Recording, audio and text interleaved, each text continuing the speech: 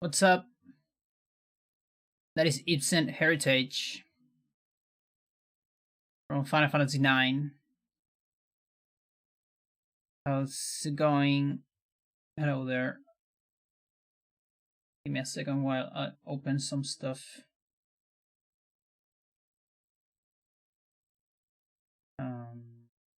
Japanese. Oh, I guess you're not showing.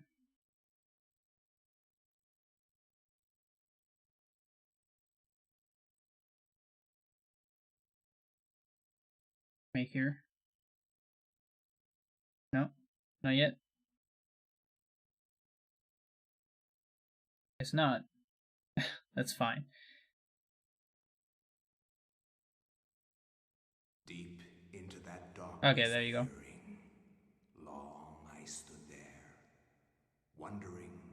Now we just need the DME stuff.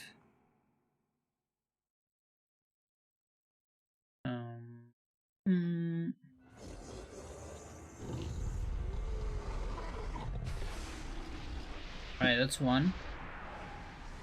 Now I need the other one. Nintendo. There you go. You too will come to understand fear as I have. Okay, good. I need to practice because I'm not that familiar with Chattur'gha. And I figure I just want to run Chattur'gha because it's kind of practice for all alignments eventually. And why Chattur'gha? Because, like, instead of Celta, because I'm still on a place where I can PV. Like, it's not that hard to PV with any alignment. That's gonna become harder later. Let's see, second playthrough. 11. Chattur'gha. Okay, so it's from 113. I don't have that many. Okay, so there's this one. Just slightly different.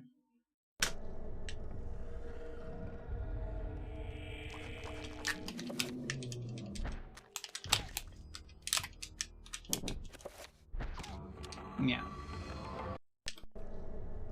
Just very small difference.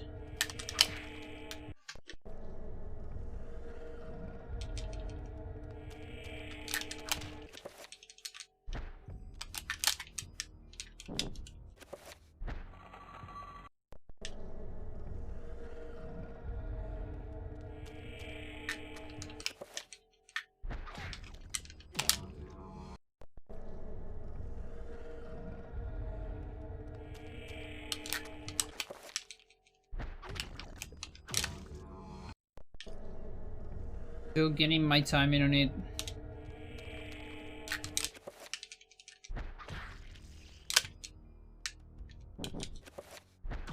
Okay. And then after this there is Celta Horror, I think. Chattur'gha Elia is the fastest Elia.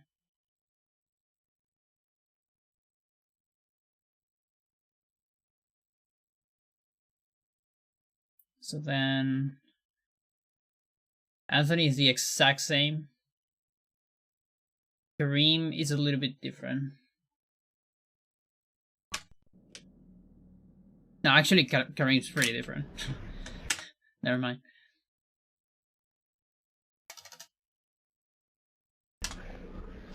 Assignments are also slightly different.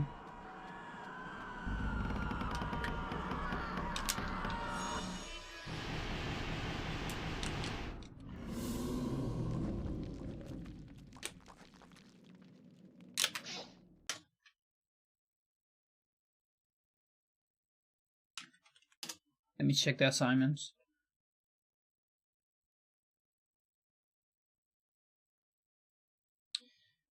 Okay, so on Kareem, on equipping the tool war, I can start with again, girl. Yo. Nice. It's the very first time I actually hear that notification. I am overcome with emotion. How you doing, Big Nono?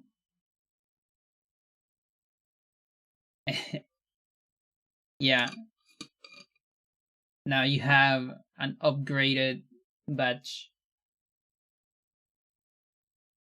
You have one more iteration on the fractal of your subscriber badge.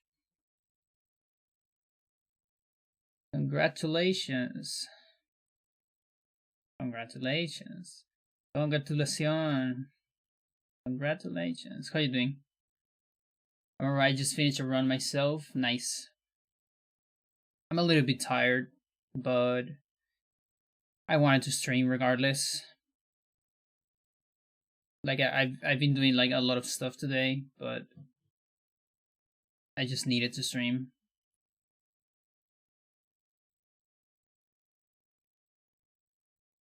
Oh, there you are. Just behind. There you are. Hang on. Yeah, you can barely see it. Here.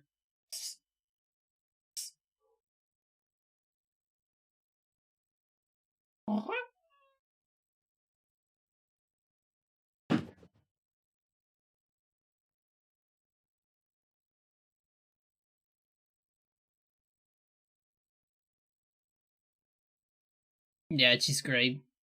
I love Freya so much.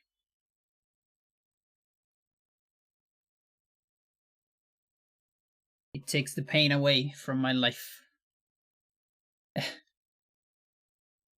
Okay, so Kareem, we start with Celta recovery. Makes sense, and then when I put in chat, I put the Chattur'gha one. It's a little bit weird, but I probably manage that. And then that means on max, I only have to go reveal. Yeah. Yo, Leslie. How's it going?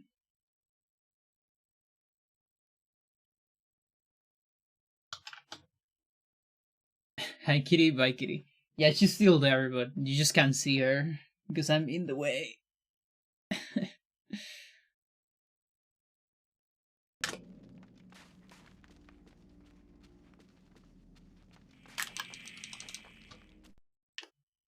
No. Why would you crash?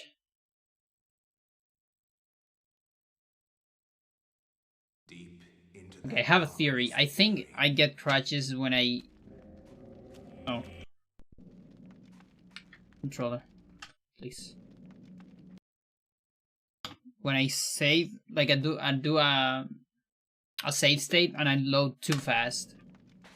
Something like that. I'm thinking.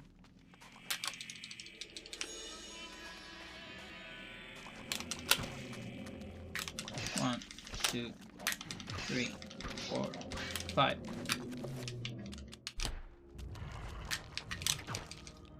Wrong zombie.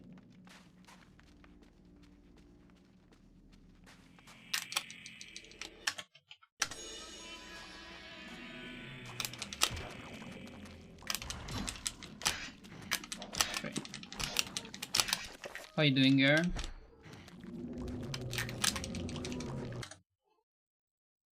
What exactly are you doing?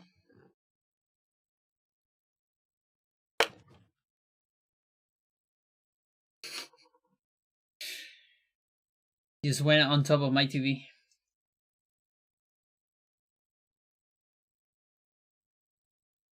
Like that spot.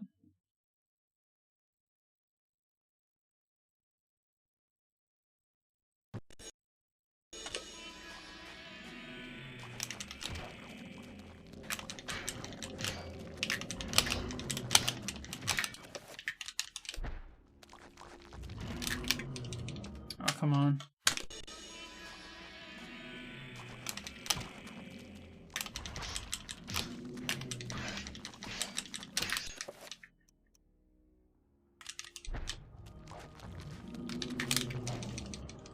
This is why you don't play Chattur'gha.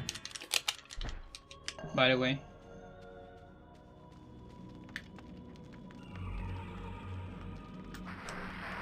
Yo, hello, Nico. I'm doing alright. A little bit tired, but fine.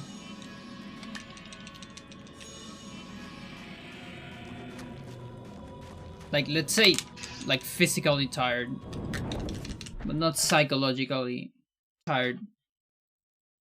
Put it that way. Like, I'm not sleepy.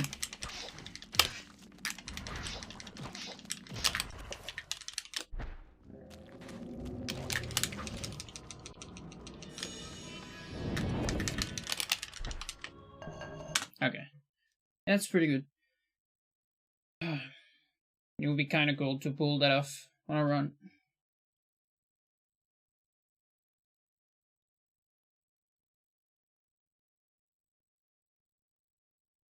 Oh, I see.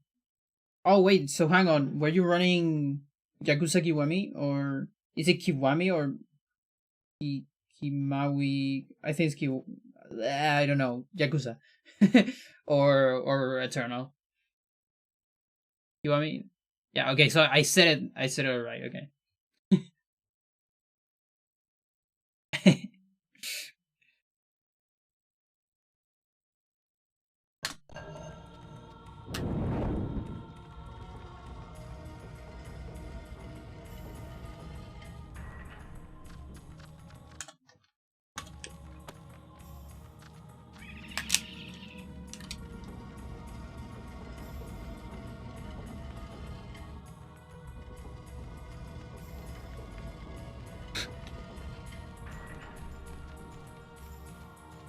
She distracts me a lot. I can't help but looking at the cat.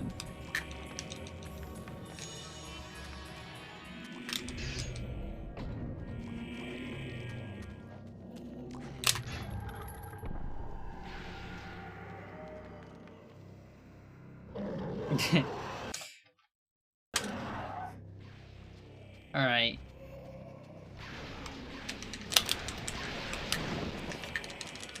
Just going for the safe strat. Again, I'm not really at optimization level to do the quick run.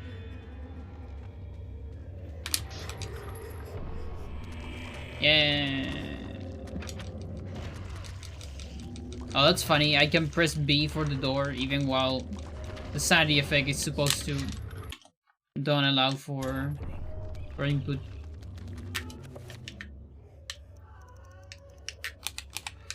I'm probably, yeah, I should do that before, like here, I guess.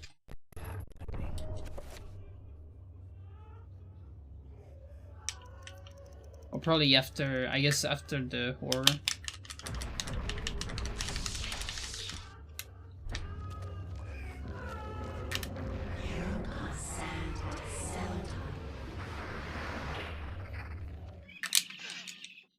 Yeah, in this case, I can actually cast 2 recoveries.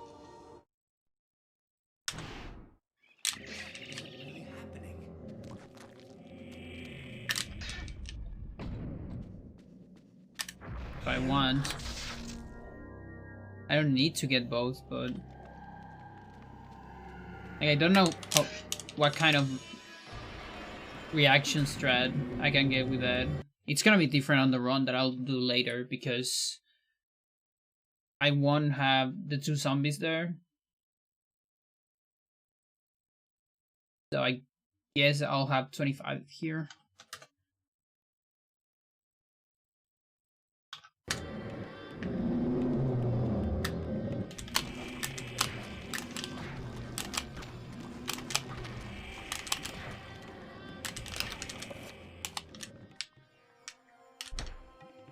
Why am I already here?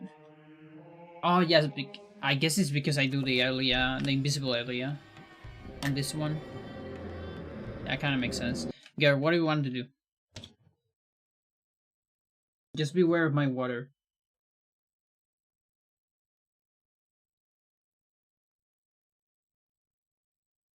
Oh, you want to get inside the box? There's a lot of stuff on that box. I don't think you can fit there. Just making it anyways.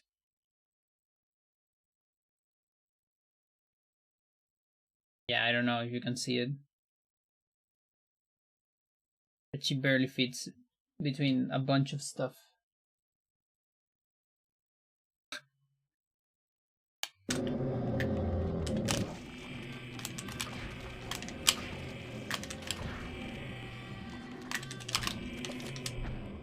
So there's some theories that people have, like hypotheses about why cats do that shit of getting into narrow spaces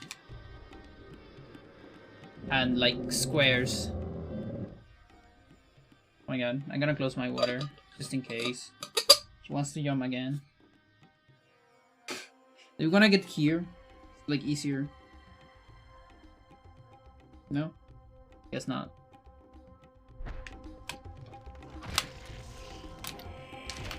So some people say it's some kind of like survival strategy, because like small cats, you know, they need to escape from predators and such, like bigger predators. What do I do here though? I don't remember. I only have sanity recovery, so probably means I need to go for this.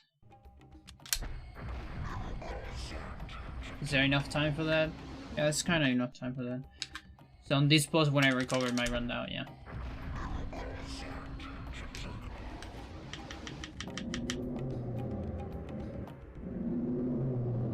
Sometimes.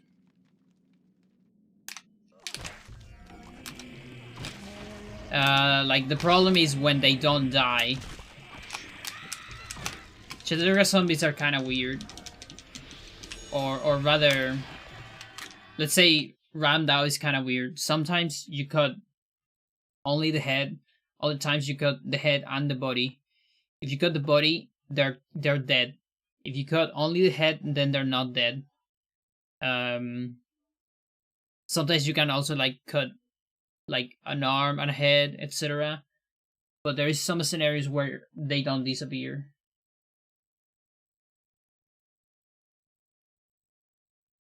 So like if you get into that scenario, you're like losing massive time by watching a cutscene. That plus like the cutscene on third wave actually doesn't save that much time compared to the other waves, the other first two waves.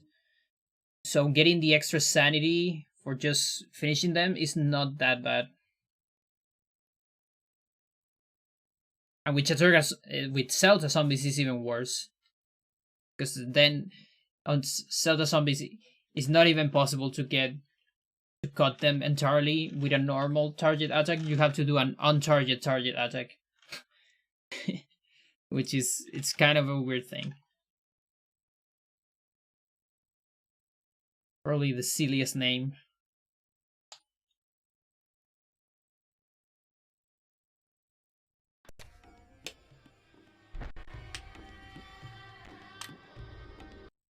Yeah, but again, like Zelda zombies are arguably harder. Well, I guess not. Only if you have the rundown. So, for example, I don't know if that one's dead. Yeah, and this one I also fail.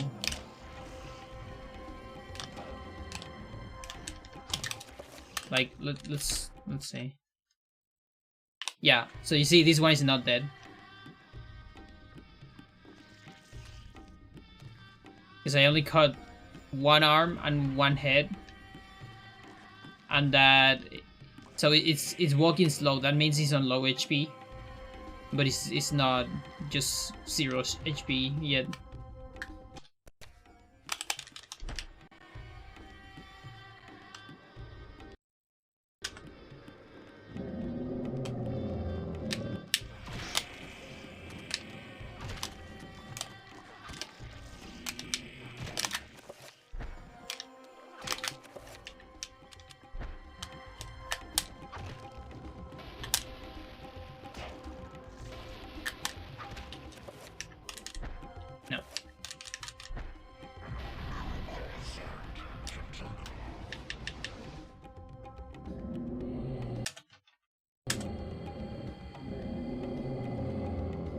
Oh, hang on.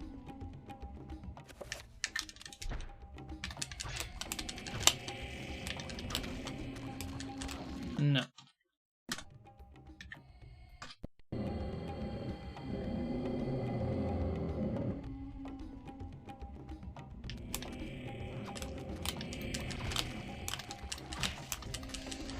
I really want to know what, like, a consistent way to kill these guys. Maybe from the back. Like, there is a consistent way that includes doing a pause. But it kind of sucks. Like, I definitely don't want to spend a pause every time I attack. It's a setup to do on-target target attacks. So basically you target, you press pause, and then you get on target. But even that can fail. Sometimes. Like that one makes Zelda zombies kind of consistent.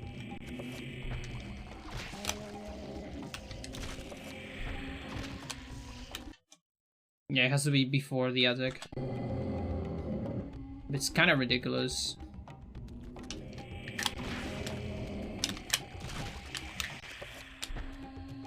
God, do I hate these guys.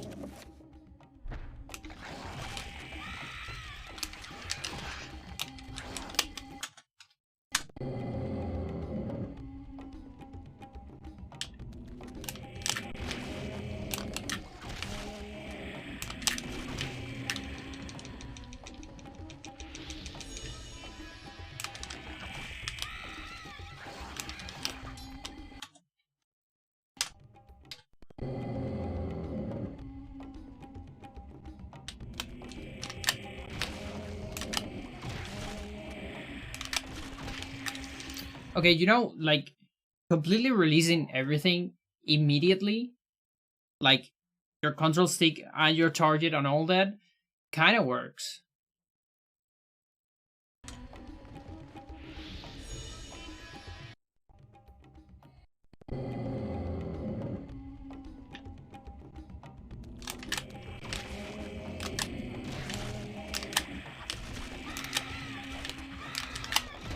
Yeah. Maybe I just found like a consistent strat.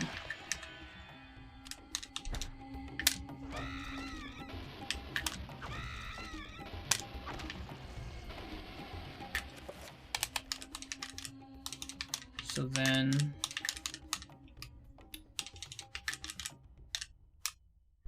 it'll be that 1, 2. Or is it 1, 2, 3? I don't remember. Yeah, probably 1, 2, 3.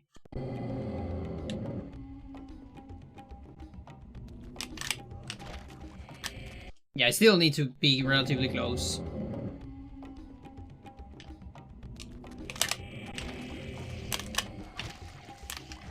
Or maybe I just got lucky all those times. I have no idea, dude.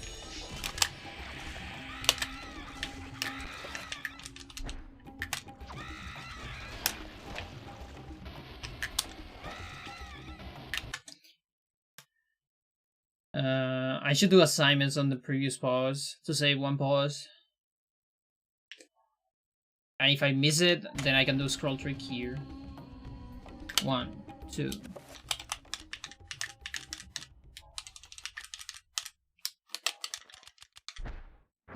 So that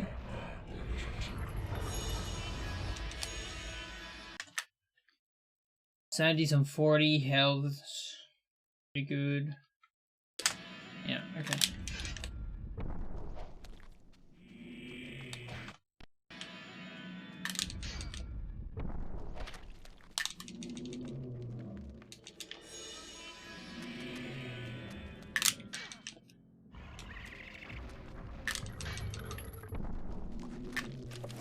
Oh yeah, so about the cats. So some people say that it's kind of an evolutionary trait that cats have from like wild feral cats, for example,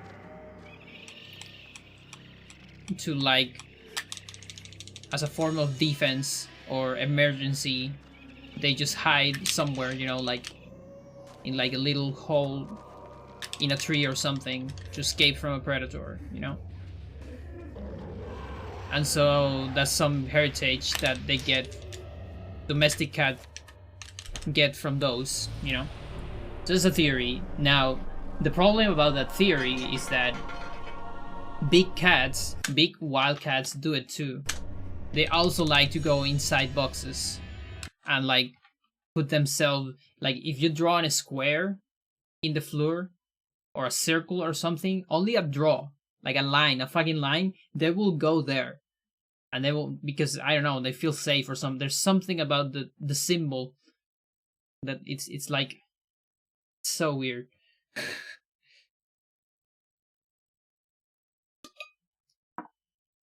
And so that's kind of the problem with that hypothesis. Because why would wildcats, you know, that like the maximum predator of their environment, like a tiger or a lion, would do the same? There's a subreddit I'm so called Big Boy. It's just show big animals, yeah. It's so funny because they do the exact same thing when they are in kind of a domestic environment. Panthers going inbox, yeah. Exactly. It's so funny.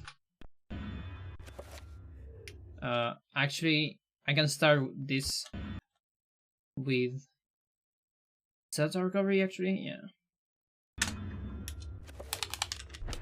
Well.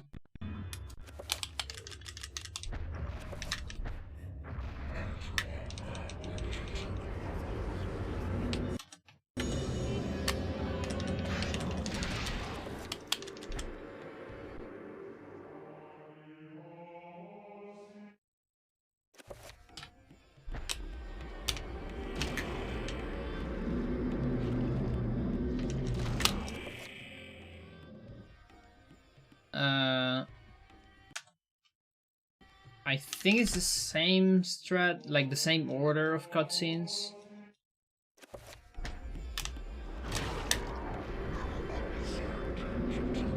And then here, this one first. Yeah, okay. No, where do you go so far? Don't go that far.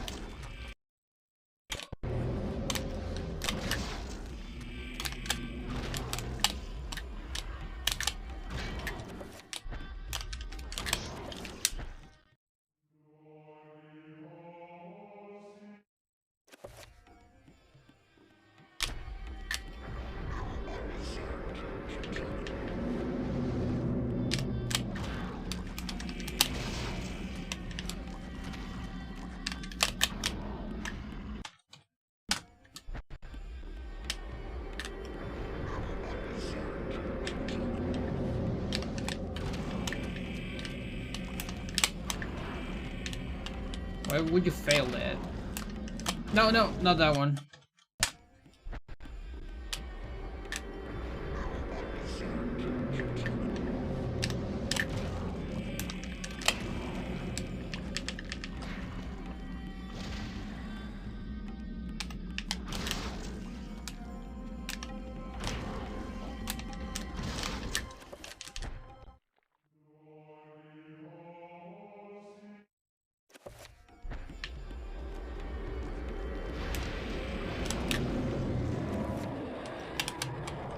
Yeah. Okay, so that's it. I don't expect this to go well, but that's like the best strat. But again, it kind of depends on how many quick kills you get.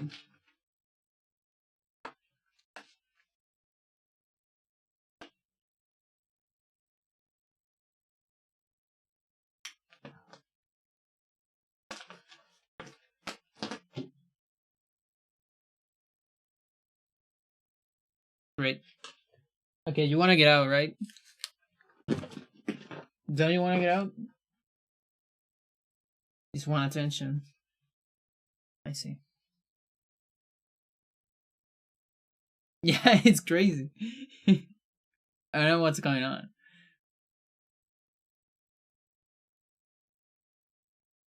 is being incredibly active.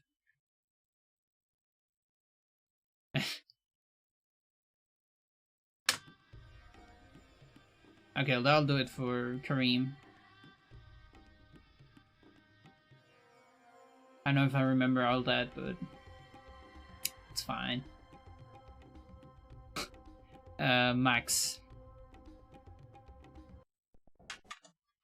Max, I think, has like the exact same strats as Zelda.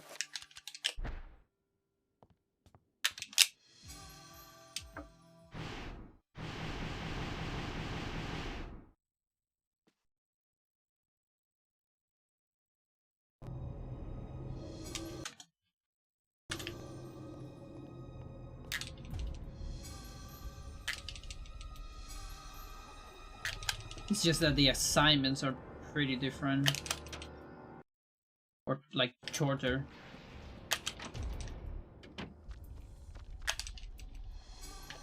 Okay, so on the all alignments, I don't need to kill this trapper. Here, in the run I'll do today, I'll have to kill it.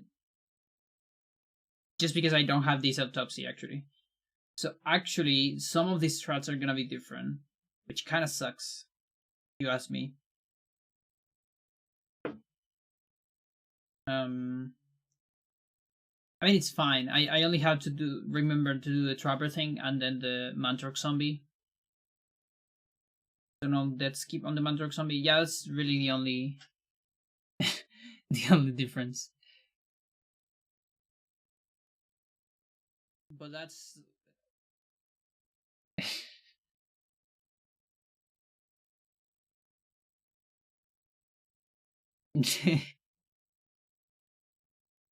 nice. Yeah, she tends to do that thing on the curtains. I know why she does it. She just does it because cats like to what do you call when they destroy stuff like clothings on stuff. They do that a lot in the curtains, to like um like to grind their nails or stuff like that. But the thing is, when she does it, she starts doing it on the curtains, and then she jumps and just grabs the curtain for some. Yeah, like sharpen the claws. Yeah, there you go. And she just jumps and start hanging out in the curtains for a little bit.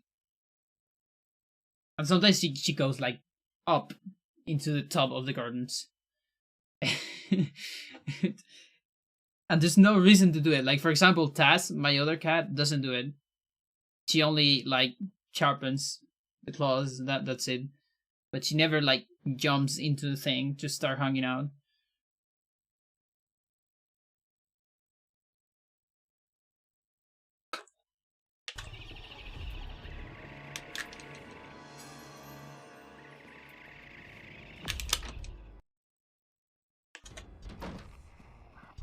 No, don't look at me. Okay.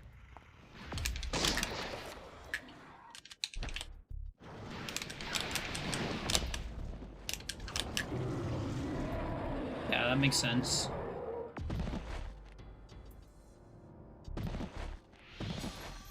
Like, oh no, I'm doing the rubber. So on all alignments, I can spend 2 bullets here. Oh, that's interesting. You can miss the autopsy during the message. I don't care here because it's just practice, but good to know.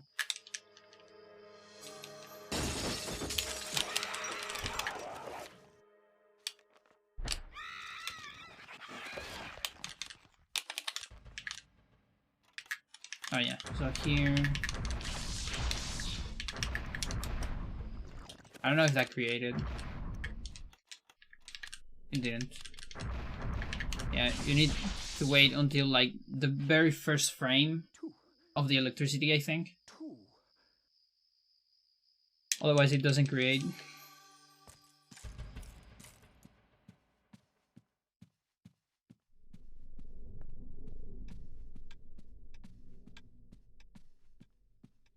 so then there is this thing right there. The horror is a Zelda horror. So I'm probably using, or is it? No, I guess it's an Uyal horror. Never mind. Right? 1, 2, 3. Why are you licking my hand?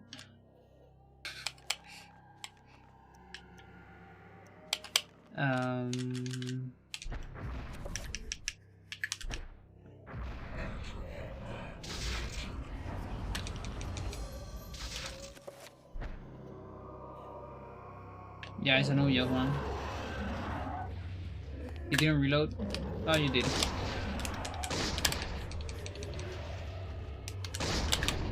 Yeah, okay.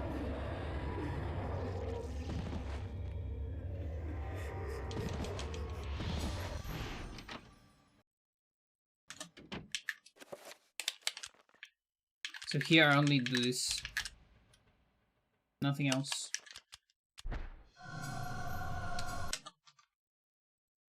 And then here.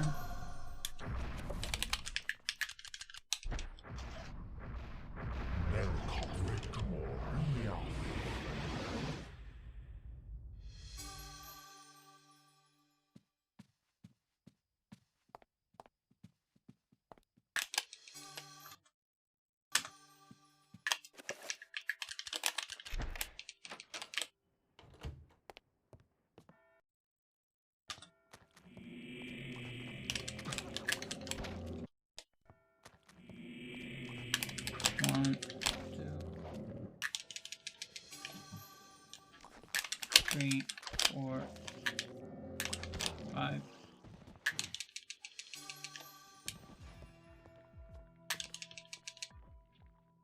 Yeah, something like that, I guess.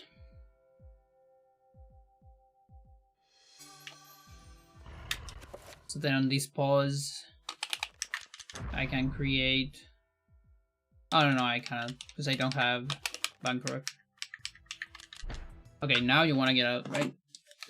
One second.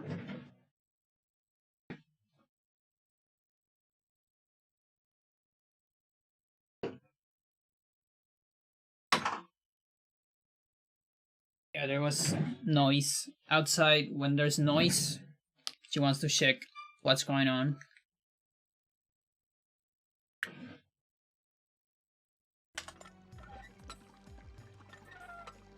I like how the saver is aligned with the pump.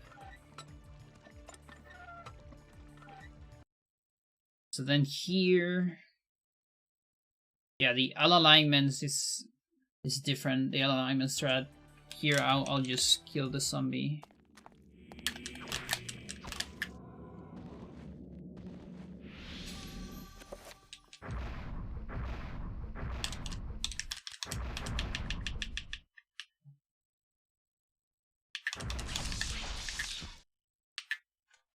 Is that it?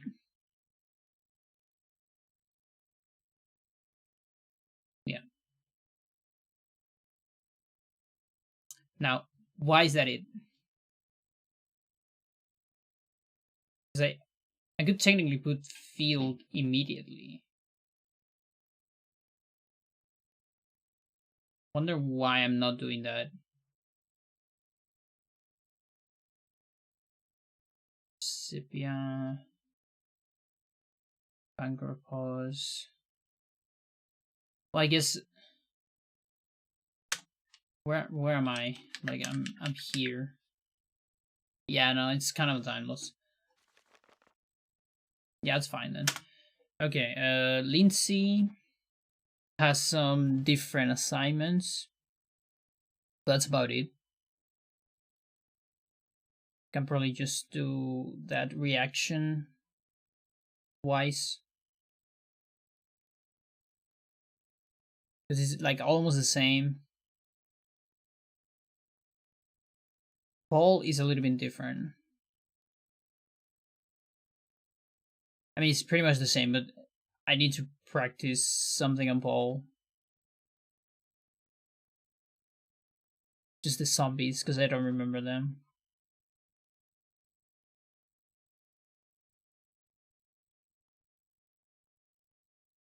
Alex, Paul, horror. Yeah, there you go.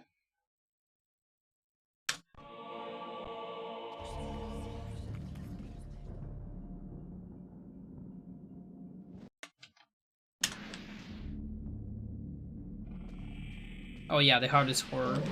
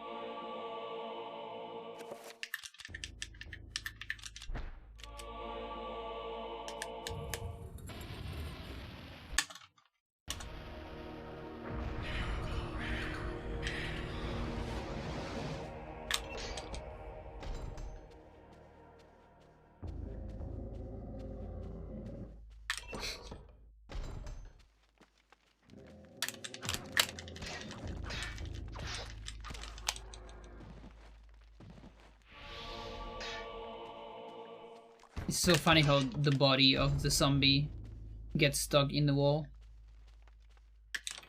when you kill it like this. Okay, so this is the same.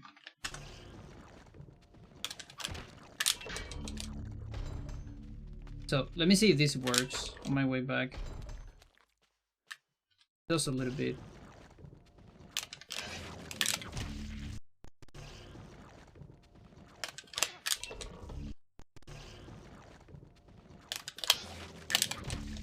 No.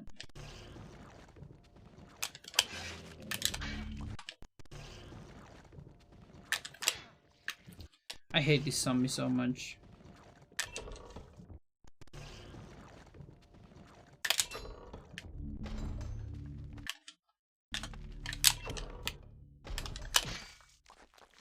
Yeah, I guess we're just doing that.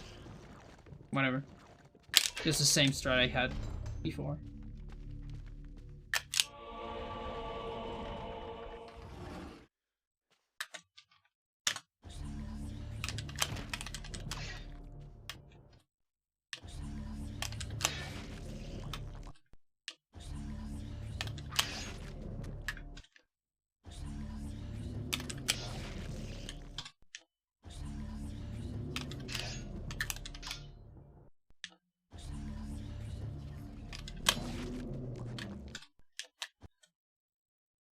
This fucking noise.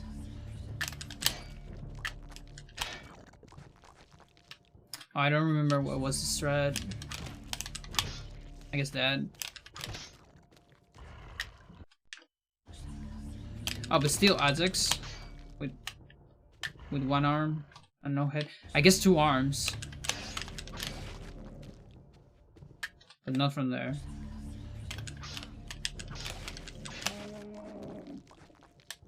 It's not.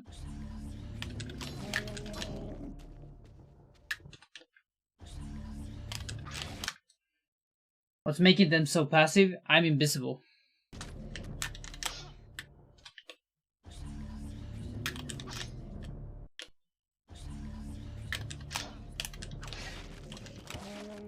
Oh, I don't remember the strat. Because I had a strat.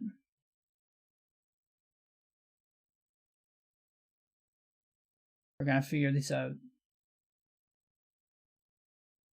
Yep. Finding a use for Pandora.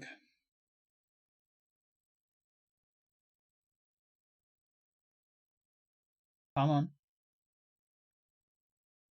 Routing under Sota Chattur'gha.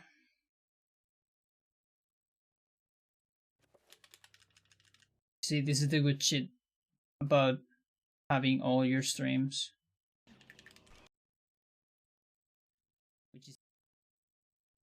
Which is what?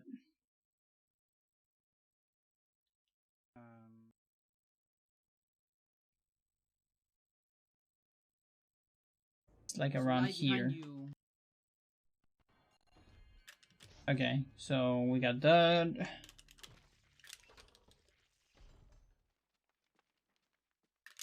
Wait, is this Chattur'gha? This is not Chattur'gha. Hang on. Is this gonna work on my way Or back? is it? Is it? Look at that, the same problem I'm having today. I'm really not. So funny. Okay, so I was cutting two arms. Yeah, okay. So cutting two arms, but waiting a little bit. So on this side, that arm, then the other one. And then this one, only one arm. Yeah, okay. Good shit.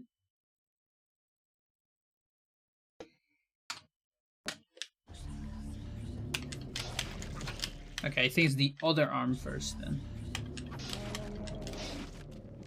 Oh, so is it, if it turns around like that, it's better.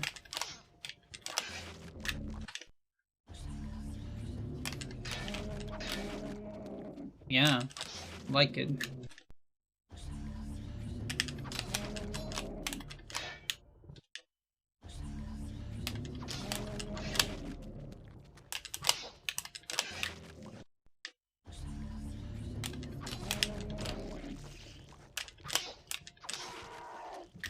Yeah, okay. That's all I needed to know. Because then the assignment is the same. Just Uyauth instead of the other. Then Roberto is the same, but with Uyauth reveal.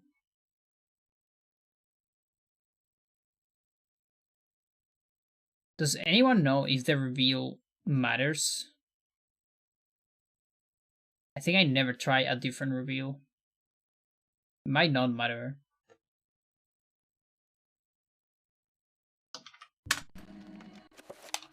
Like, it'll be so funny if any reveal works.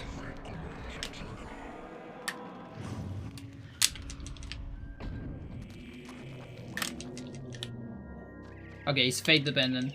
Good to know. So we all reveal then. And then here's the funny part. On Peter, I can do all the assignments of Edward, I think. Because we're doing insta-kill. So then Edward, same, pretty much. There's like a tiny differences, but it's pretty similar. And then really Michael, recover this spell, yeah. Then bind, then shield, yeah. Yeah, maybe let's do one Peter, I guess. Why not? Yeah, is the dominant one. Mantra doesn't work because it makes you invisible. It doesn't reveal stuff, sadly. That would be kind of broken. It would be pretty amazing, actually. Because the reveal invisibles, the normal ones that we have to do, is the reason why we don't abuse Mantrog Invisible more. Because you kind of stack them together. Otherwise, I would be using Invisible on Michael and Peter, probably.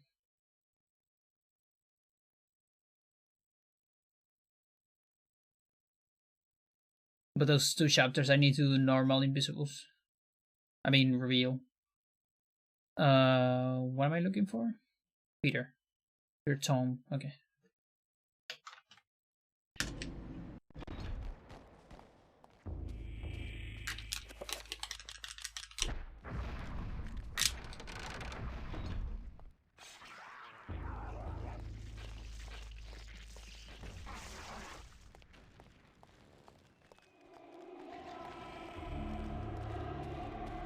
Please don't look at me. There you go.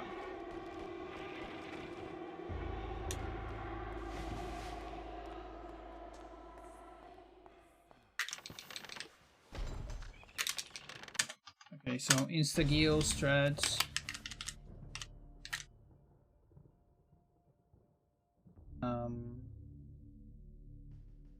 Yeah, no.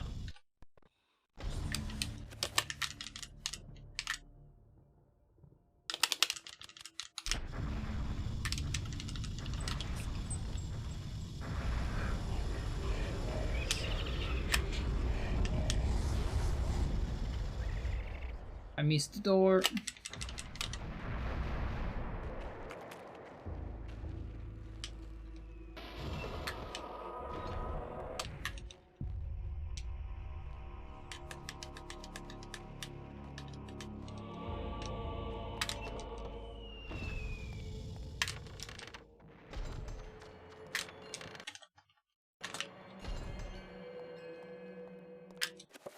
Then here.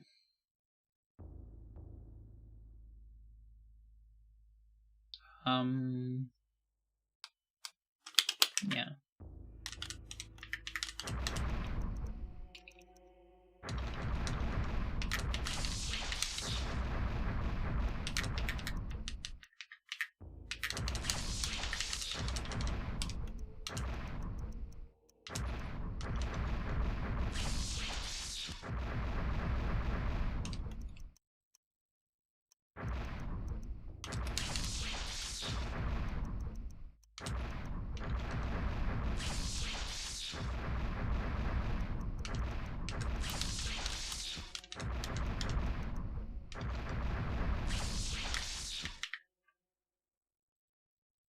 So you'll do this,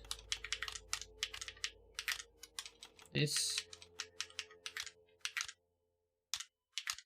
this, and this.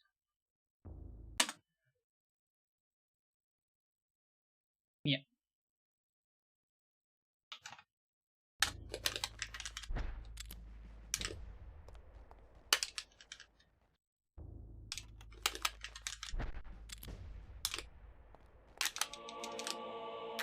Very important that I grab everything.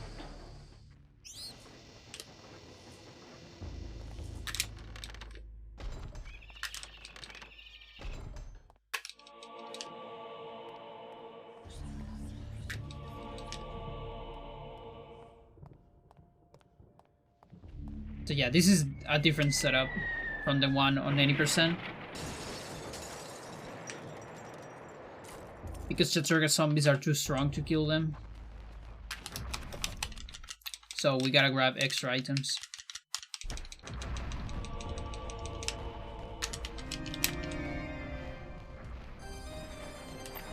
I mean, you can still kill them, but it takes forever.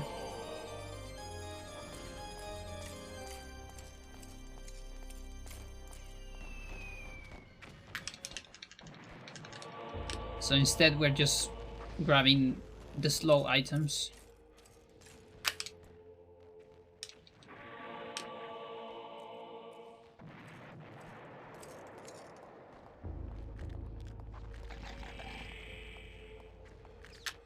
And there's the bleeding walls. Well, actually, I guess I should probably equip revolver first, like on the penny, because I don't want to have rifle here, because it's kind of slower. Oh no, yeah, it's good because you are using it to kill zombies.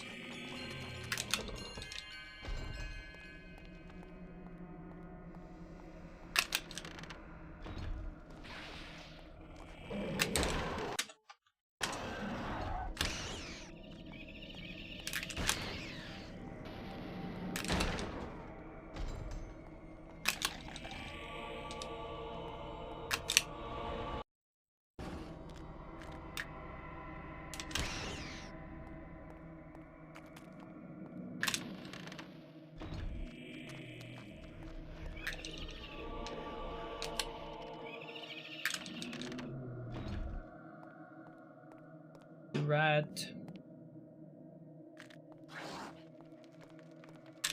You can tell they put that rat there just to freak you out, because he's right after the trappers.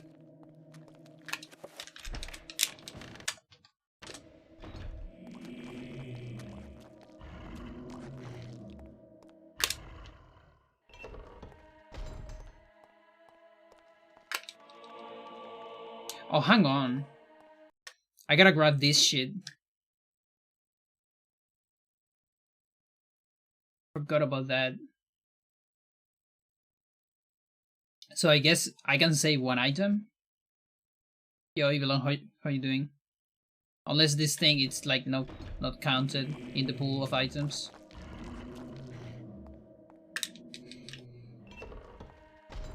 Did I went through this already? I don't remember.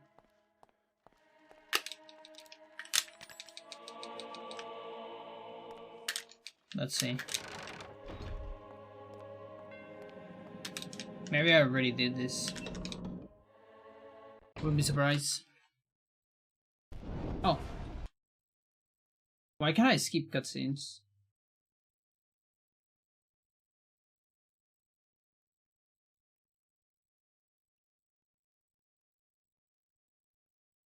Wait, what?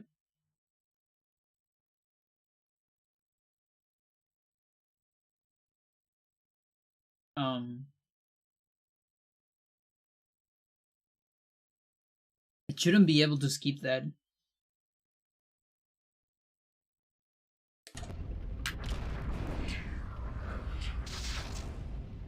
Nice.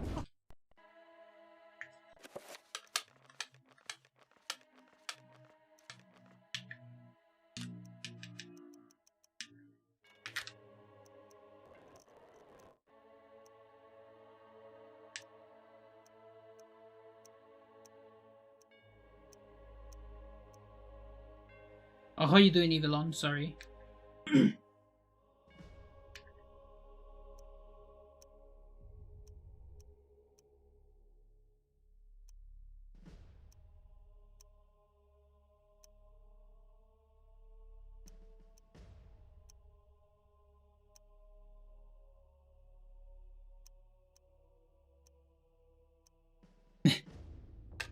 Hang on. What's going on here?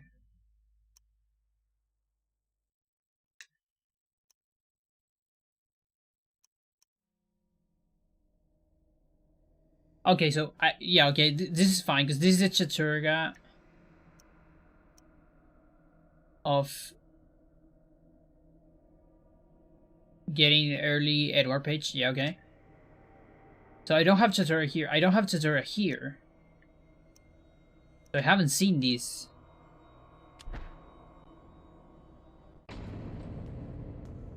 What? Maybe because I saved? You celebrated the last night of Hanukkah. Oh.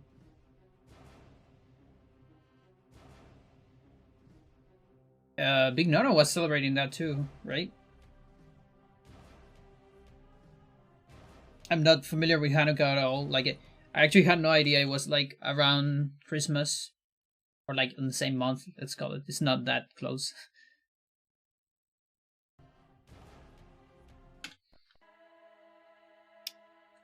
I'm so confused. I shouldn't be able to skip this cutscene.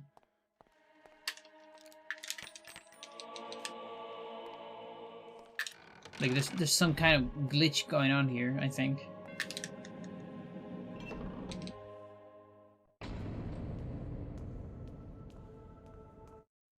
Why can't I skip this? What's going on? I don't know what's going on. Okay, it didn't kill it. Oh yeah, because I'm not even doing a save file. Never mind.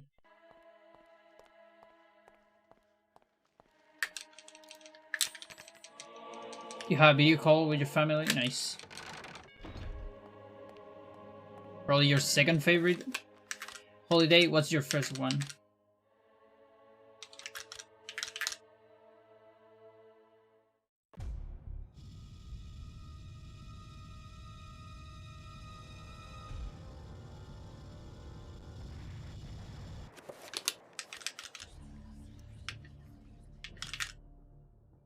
No, that's wrong. Fuck. Passover? What is that?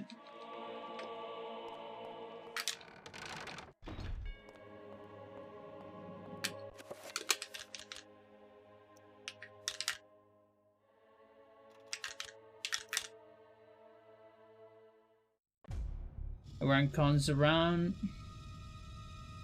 The big holiday dinner. You get matzo balls.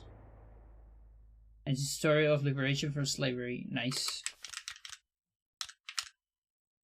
It's always kind of more like Jewish Christmas, even though it happens on another time of the year. Oh, okay. The big dinner one.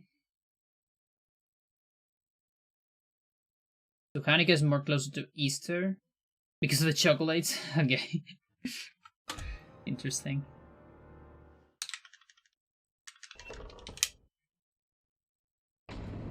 Yeah, there's not a big Jewish community in Chile, so I'm super not familiar. Okay, so I need to skip one item. I don't remember. No, I think I know which one is the slowest one. It's one of the ammo in the basement. Like the farthest one, yeah. Like actually the first time I heard about Hanukkah, it was on Hey Arnold. You know Hey Arnold, the cartoon show? Because there was a Harold, one of the characters was Jewish.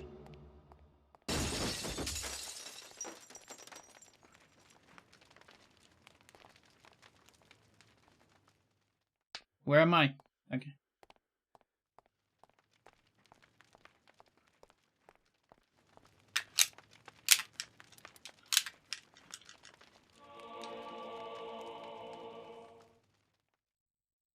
Apparently a lot of Jewish left Hanukkah during Pinochet's time.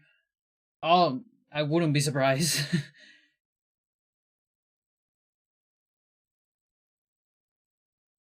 I heard that show but never actually watched it. It was like Nickelodeon was like a thing here in Chile when I was young. Oh, left Chile. Oh, I thought they like stopped celebrating the thing, to like don't make too much noise. But yeah, that definitely makes sense. A lot of people left Chile during that time. I have some family that today live in Australia and Nueva Zelanda because of that, for example.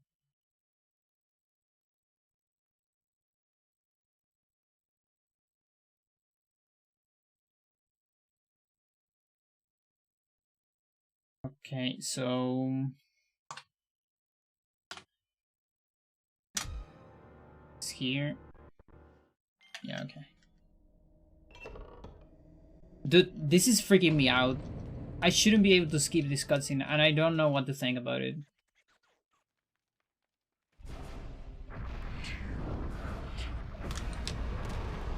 Like seriously, I'm like a little bit mad.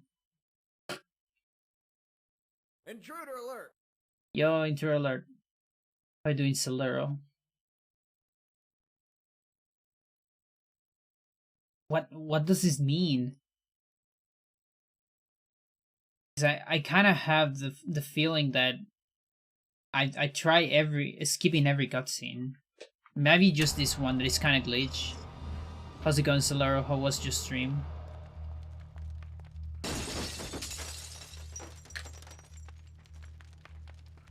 You're playing Pepsi Man? Interesting. Like just casual Pepsi Man or like speedrun? Yeah, you see this one? No, it does skip. Why does it skip? What's going on? I'm losing my shit. What the fuck's Hang on. I think I know why. Yeah, I know why. It's because I save over this. Like I save my complete save file over this, and then these are save state before that, but I guess the flag is not on the save, but in like the entire memory card. That's my theory. So this is fine. I think it's fine. It was fun, but shorter than I thought. Casual. Oh, I see. Nice. Yeah, that game it's kind of hard. Like I remember playing it in the house of a friend, not in the friend of a house. Because I didn't have a PlayStation when I was young, but he had one. Um, I remember having such a hard time with that game. Like I'm not that good at like reaction games too much. Like for example, stuff like Guitar Hero. You know, it's kind of a stretch to compare Guitar Hero with Pepsi Man, but I think you know where I'm going. You know, because you have to react to certain inputs. You cannot go on your rhythm. You know, you have to react to the thing. And like I had the same problem with the Crash Bandicoot levels where you had to escape from stuff.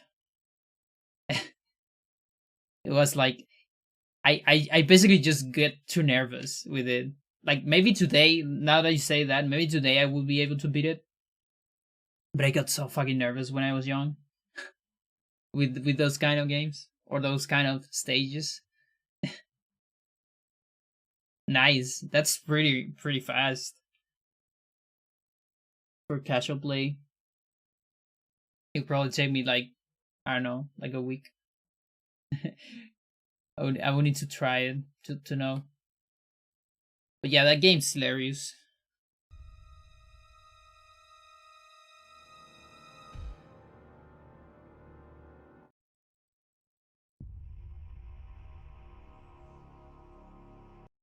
Okay, so this actually works. I can just keep these assignments into Edward. Like the only problem about this is yeah, I kind of need to do. I don't know. We read Edward immediately, right?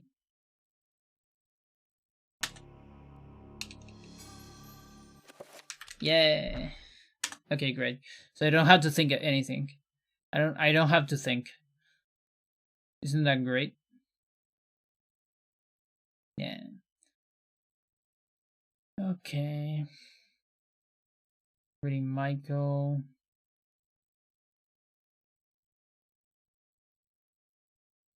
So recovery enchant. Okay, I think I can go from here.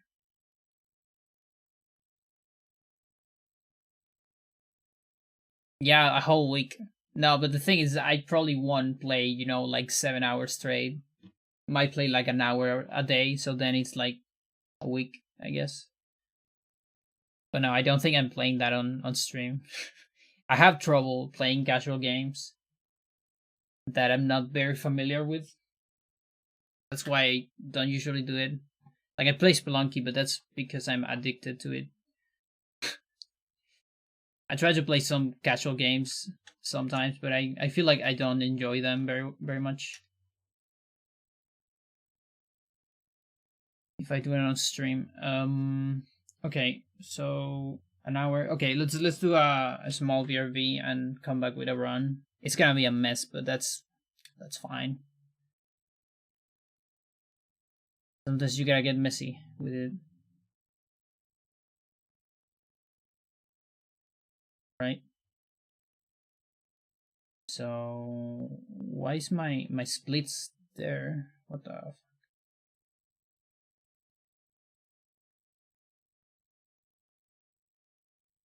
let's see. Oh, this is kind of a fun one.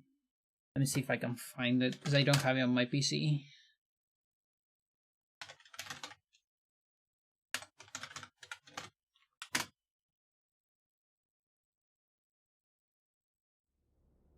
Don't start immediately.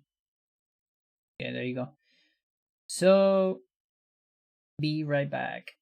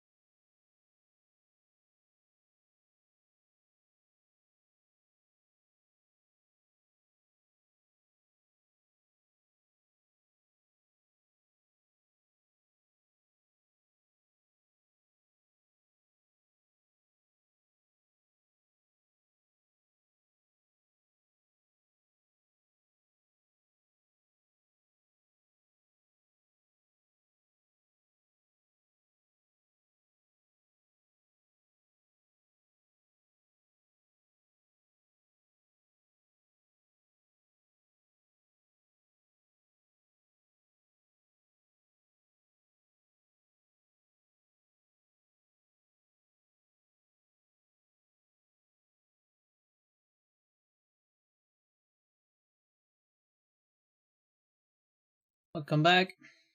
That is Condor from Chattur'gha. She's a very known Chilean band, at least here in Chile. Like popular band. I don't know if it's still popular, but it definitely was popular during my years. When I was young. Yeah. Where's my... Okay. Just getting batteries. And yeah, that's my favorite song from them. They have pretty good songs, but a lot of the songs, I usually don't like their lyrics so much. In particular, like, just a personal opinion. I like their music though. But this one in particular, this one has great lyrics. Deep into that darkness peering, long I stood there. Yeah, they have like a lot of funk stuff. So it's kind of cool too. So as a bassist, I can definitely appreciate that. What is that thing there? Is that my chair? Like the other chair? Yes, it is. Okay.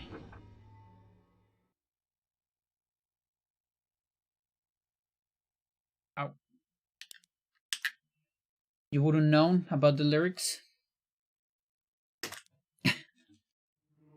Yeah, makes sense. You know, that's kind of something weird that happened to me for a while. I think it still happens to me a little bit. The fact that, for example, when I was young, I had trouble enjoying music in Spanish because I was able to understand everything they were saying, and so I couldn't pay attention to the music, you know? And that kind of stressed me a little bit.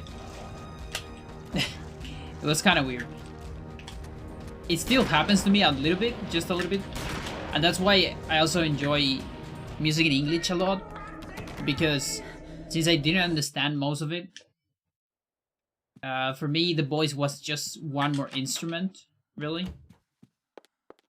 And I just didn't have to like think about words during the song, so I could concentrate on the music.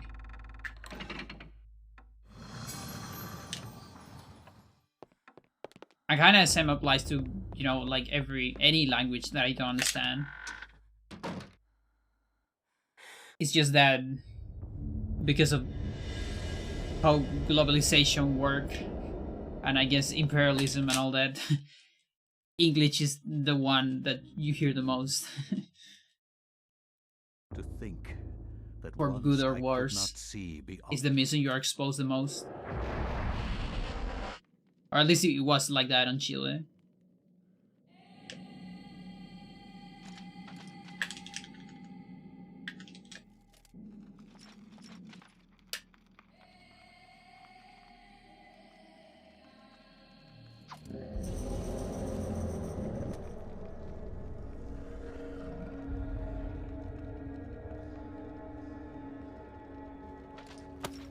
Oh, I see.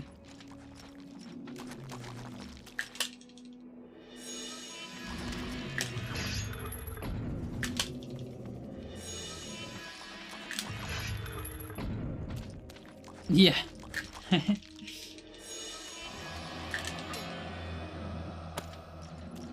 Yeah, like for me in particular, like I actually haven't heard this very much, so I'm kind of impressed that you have heard from other people. Because from most of like my friends or the people I know, they actually have a better time understanding the letters because they can sing them. I mean, I can also sing stuff that I don't understand. It's just that I'm just making weird noises. But most of my friends, when I was young, I remember them wanting to know the lyrics so they can like talk them actually. And that was like the big point towards music in Spanish, because you could play them on like a campfire, for example. Like campfire music. And people keep playing the same songs even today on campfire music. Or like party when someone gets a guitar. It's kind of silly.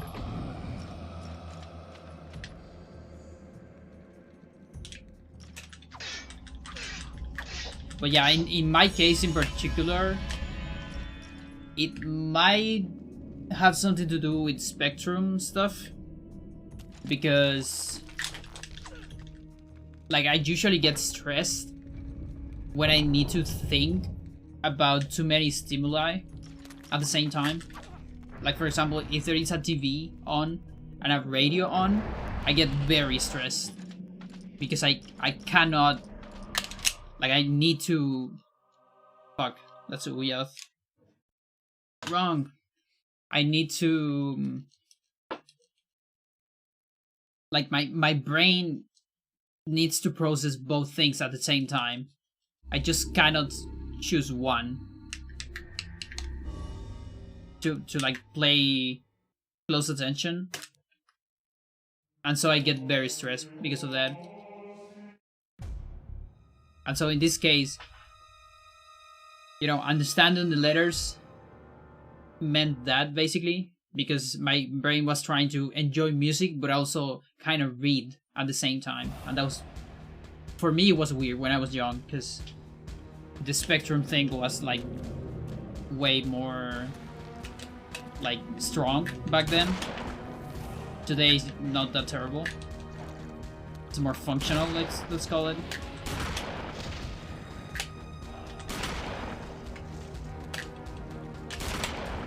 Two leg targets, look at that. Another one? No.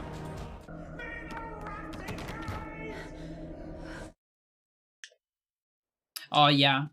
Yeah, like Spanish is like probably the third most spoken language. Well, I guess it depends what you mean by most spoken. I would say even second, depending on how you define that.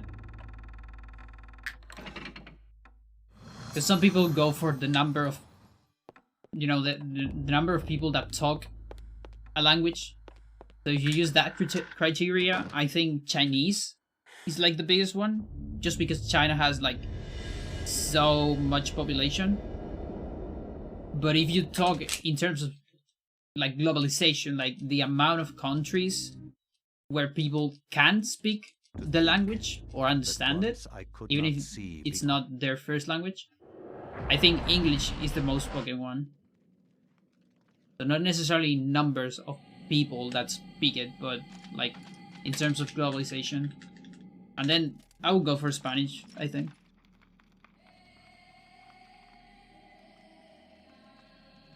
I don't know.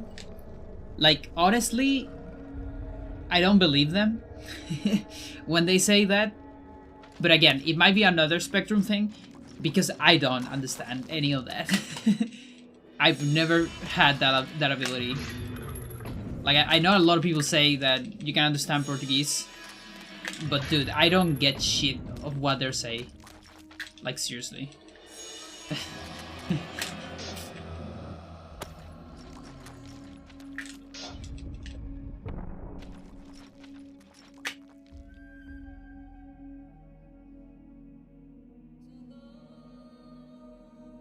I don't know.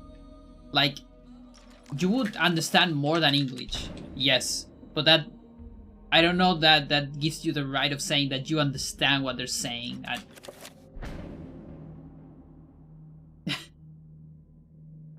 I think like at least one of them had to know a little bit about the other language. But that's just me. Maybe it's just me that I don't have that natural ability that every other Spanish speaker has. I just don't believe them, but yeah.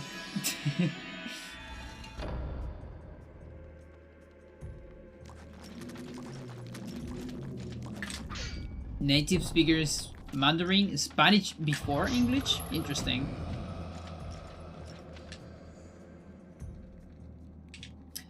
Well, I guess because of all Latin America.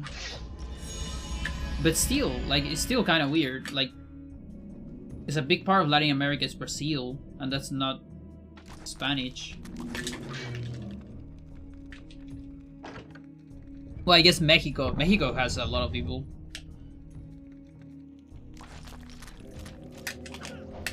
Like, only Mexico City has more, like, double population than Chile. It's kind of ridiculous.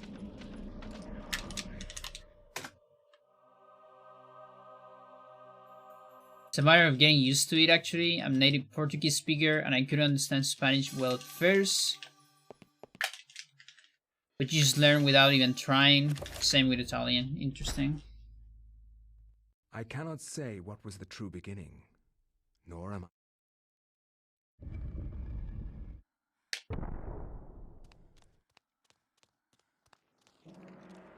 Yeah, I don't know. I went to Brazil once for like school thing. I don't know how it is called in English. Study travel, something like that. Like it's kind of a travel that you do at the end of the school. Hang on. Okay, missed it. No, it's not exchange. It's like an activity you do with your entire class.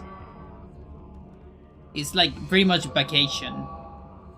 Like you go for a week or so somewhere, like exotic or something.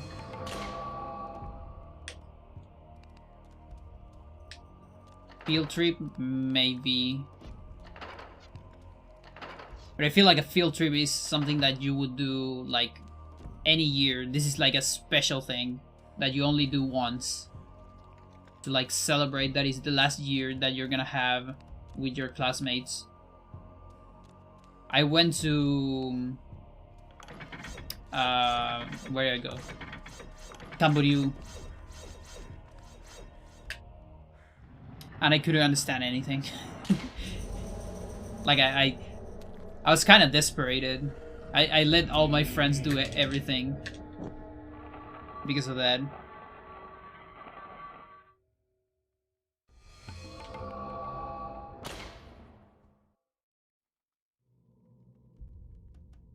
But maybe the accent there was like different or something. Because that can be big too. Because for example, Chileans have the most hard to understand accent on Spanish, probably. Like even if you know Spanish, you might have a very difficult time with Chileans.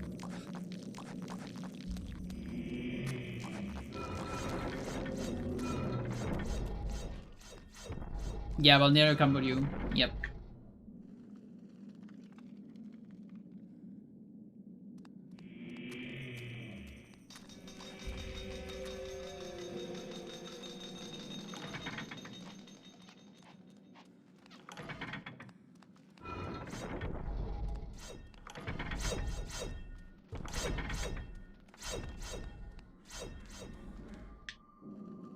So sneak.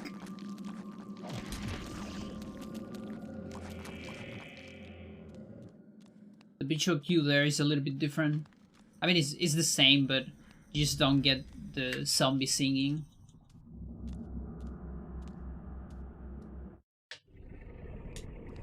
I guess Chattur'gha zombies do less damage to Yat zombies. My only guess. That's in the south of Brazil. Their accent is fine. North Brazil people are harder to understand. Oh, okay. Yeah, then it's probably just a me thing then. Like I guess then you have to believe people that they understand. It must be like I've never been that good at languages too.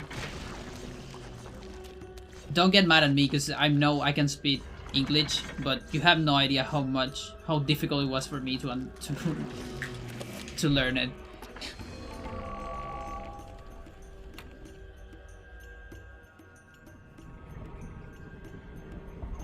But yeah, I'm more like, I remember when I was young, for example, I have an easy time with stuff like maths, for example.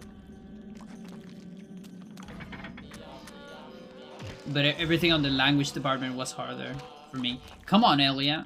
What's going on? This is a bad Elia. I don't like it.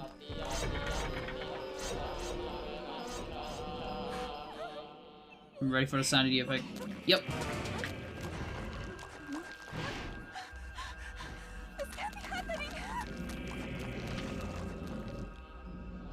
Was kind of a good one though.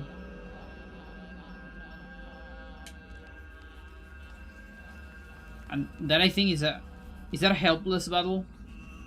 No, that's an insta kill. Because helpless battle is the weird one that doesn't activate everywhere for some reason.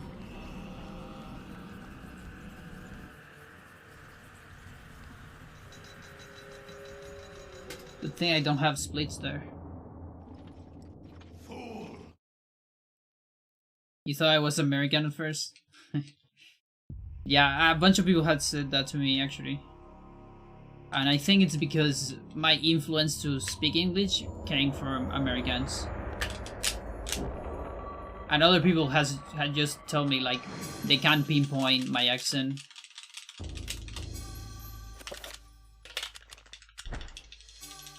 And yeah, it's because like when I started speaking English, because I know English for a while from when I was young. Like I had relatively good education actually. It is apparent that the endeavor For the promedio, the mean, the average on Chile, because even while all the like education programs include English, the English average of the Chilean is pretty bad, like in general. So I kind of got lucky with that, but I was very bad talking for a while. Devil's work. We should get out of And I think what changed my life was Proven what we have feared a couple the most. years before starting streaming. I started watching stuff on English without subtitles, like any kinds of subtitles, because people say sometimes like, oh, but watch it with English subtitles, but that's actually probably worse even, because what you want to do is you want to don't understand stuff. That is one of the most important things. So your brain does the job of like completing phrases and with context and with intonation and all those things. Once, of course, you have a good base, for sure. So I think that really helped me a lot.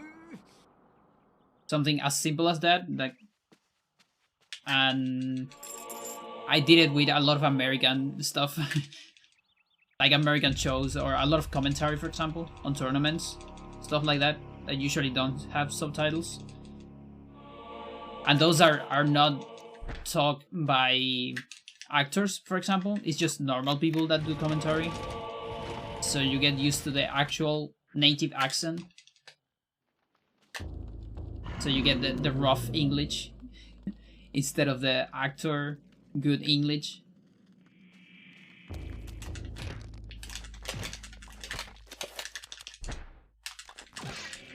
Now the one I really have trouble understanding is England English.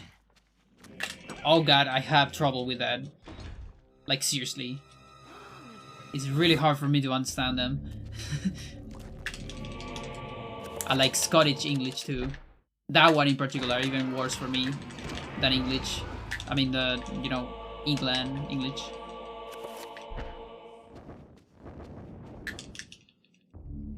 Like at university, I had to deal with a teacher, a professor that was from Scotland, and he had Scottish accent of English, and I just couldn't understand him. It was impossible. I don't know how the fuck I work with him. It was such a mess.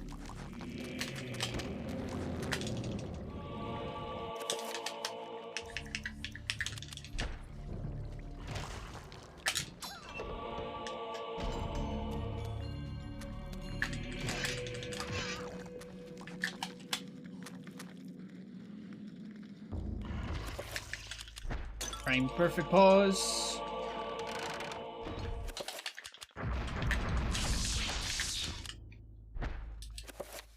Almost.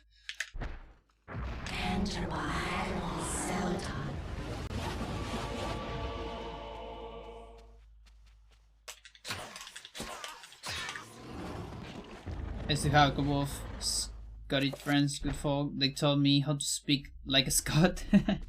Interesting.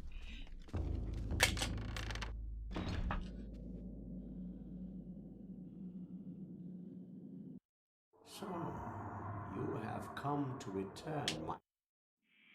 No, fuck your book.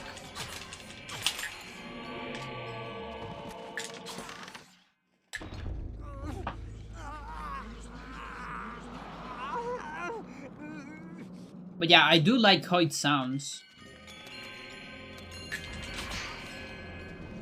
Like the England one in particular, I think it sounds kind of cool. It's just, but I have such a hard time understanding it.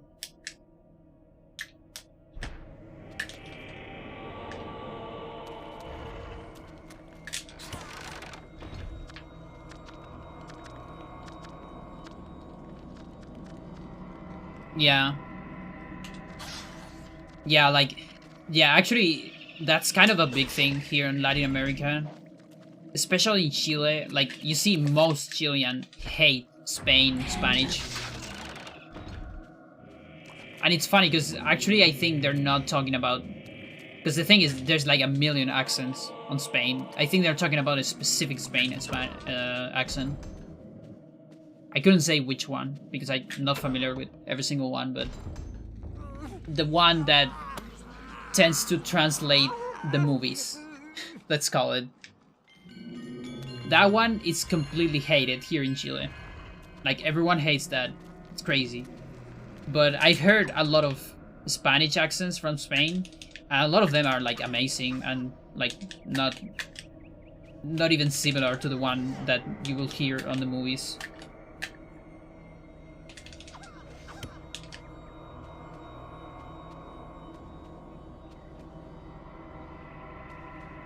Oh, sanity? Oh, okay, it's a sanity effect. Small lad. This isn't really happening!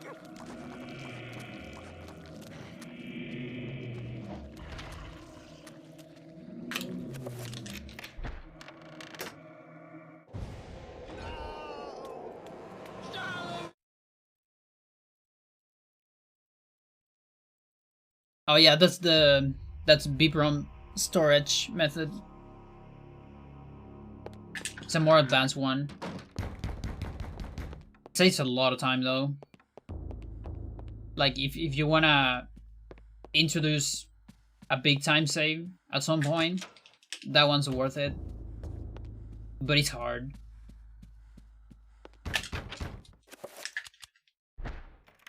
And if you fail it, you had to do a fight.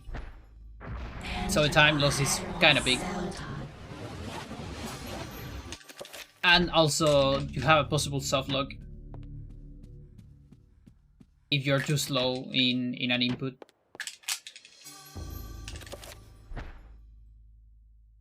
Dreams. Modern psychology of...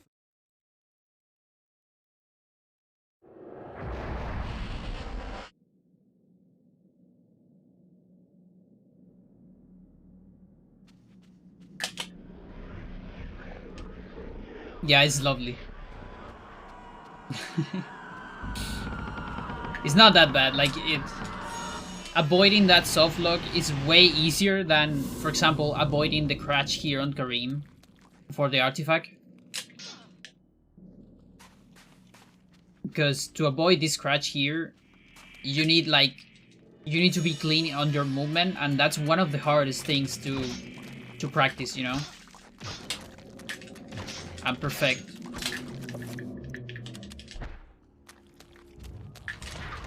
Nice.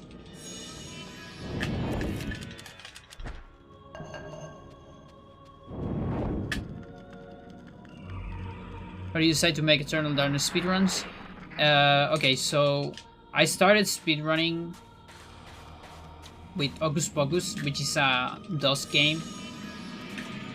I basically wanted something very easy to start because it was my first speedrun, and that I also like it. You know, that I played that when I was young, and that also wasn't that developed, so I could do stuff like roading and glitch hunting, stuff like that. So basically, every time I went for a new speedrun game, I wanted to met those things. So that's how I got to Hybrid Heaven later, Lost Vikings 2 later, and then I run out of games and I wanted a new game. And so for a while I was thinking about Eternal, so I watched the record and it looked too hard for me. Like there was way too much menu, I thought back then. And so I waited a little bit. But then eventually I wrote it a little bit of extra stuff on the game. And I figured, let's just go for it. And I just started with that.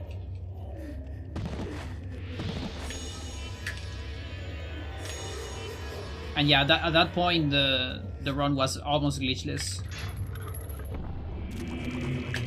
Yep, this one, the same one on the practice. Look at that.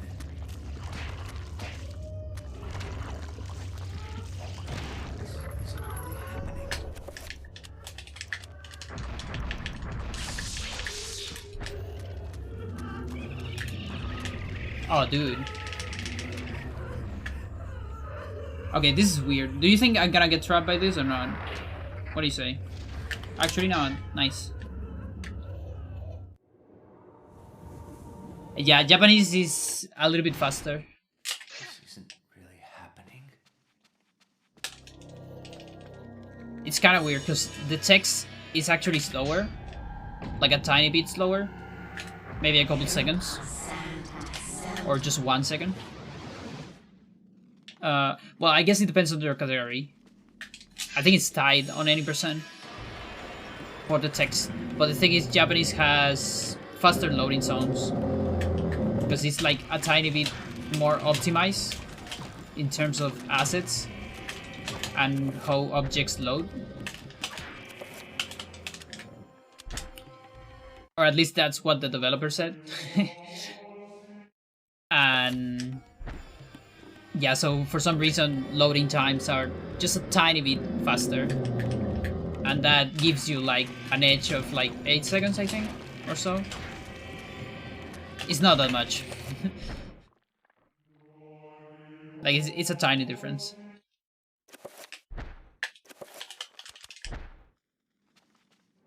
Music's gone. We got glitch music.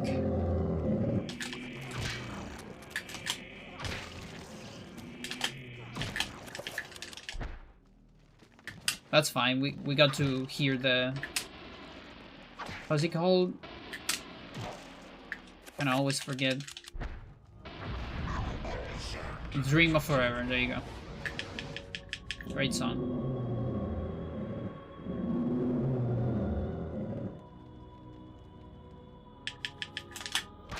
No. Well, whatever.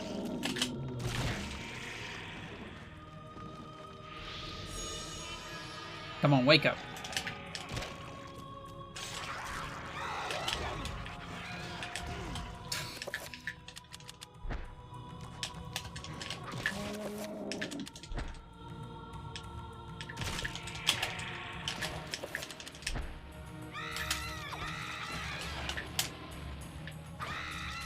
That's pretty weird. 1, 2.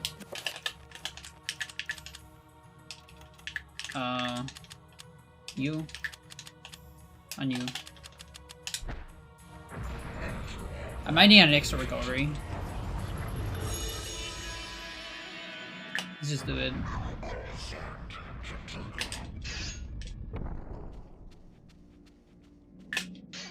So yeah, even while I have low sanity, we got this music because we got glitch music.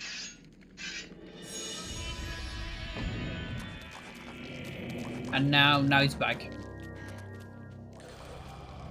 The scary music is back.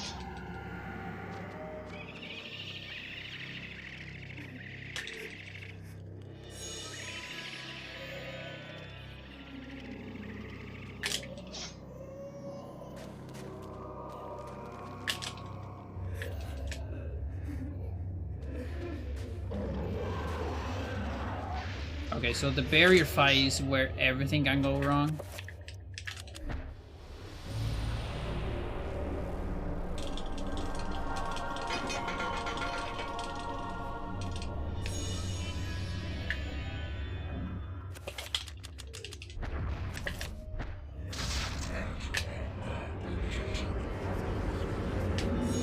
So Freya and Chan to be able to move on this cutscene, kill those zombies, get behind the barrier, and fight behind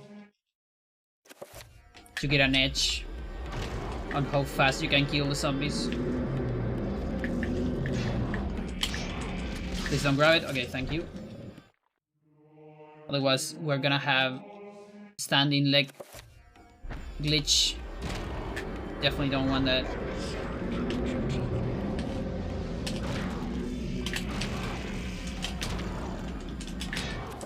Almost. Gotta cut the body to make it disappear.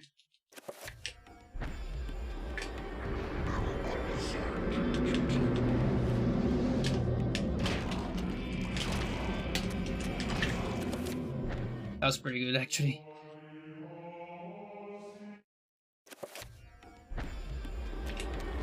Not the best position, but it worked.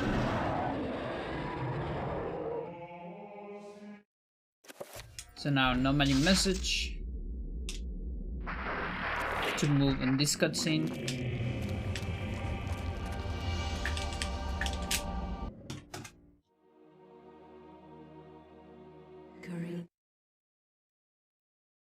That's pretty good.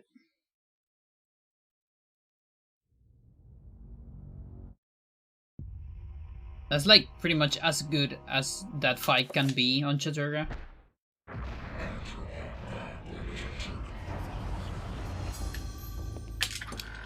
So that's a glitch we use. So every time you defeat an enemy, you knock them down in the ground, and then you need to finish them up, like pressing B and all that, and it has kind of a long animation. And so on that fight, it's a scripted fight. Every time you defeat one enemy, another enemy is gonna be summoned. So you basically need to do that finishing animation like a million times. But the thing is, if you watch a cutscene, the game will clean a lot of stuff in the room. And one of those things that get clean are zombies that will eventually disappear. So the ones that are on finishing state. So what you can do is you can defeat a lot of zombies and just leave them on the ground and then watch a cutscene to make all of them disappear. And so you don't have to finish them one by one. Here? Yeah.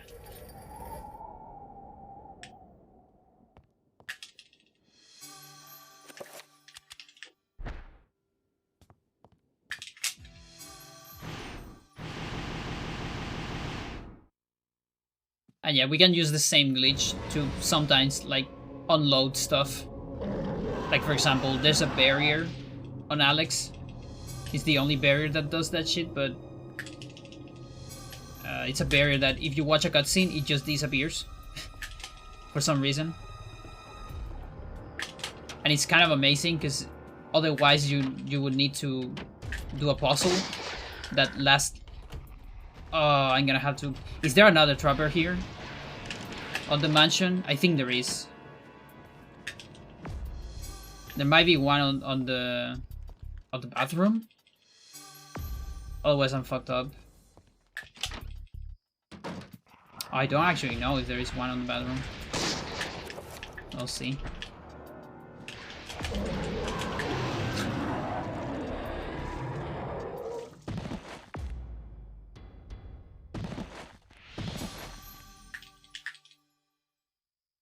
Fabulous.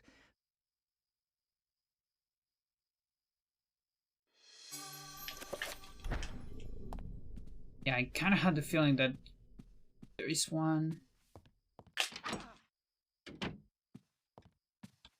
I found some of them, and then a lot of others were discovered by other players. No, there's no dropper. I think I'm done here with this run.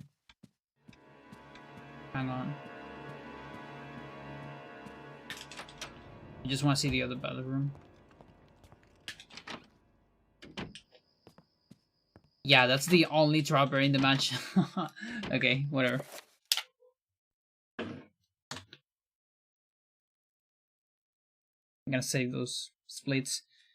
Yeah, I need to do autopsies in Hundo. If I miss an autopsy, I'm fucked.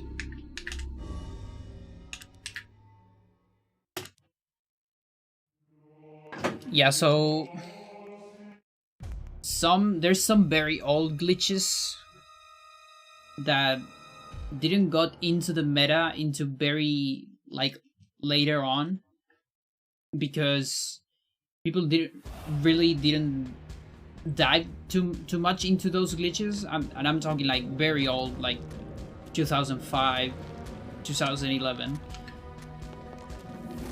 and then there was like a bunch of exploits or like optimizations that were done by some people. Stuff like using, for example, using Chattur'gha recoveries for stamina, stuff like that. Because those recover stamina too, so if you use a Chattur'gha pool, for example, you can run forever. Stuff like that.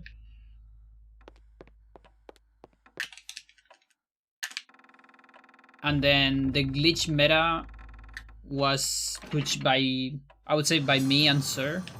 Sir is the other player that has discovered a lot in this game, most of the things.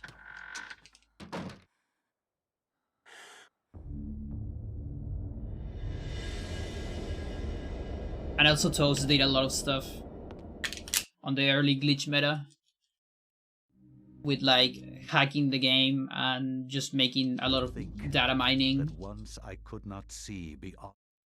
getting stats and like useful memory addresses.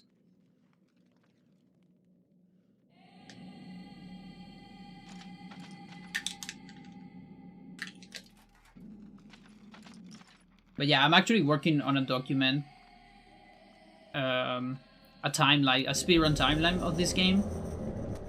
I've been working on that for a while actually, and it's an ongoing thing. Like every time we discover something new, I put it on the document, and it's a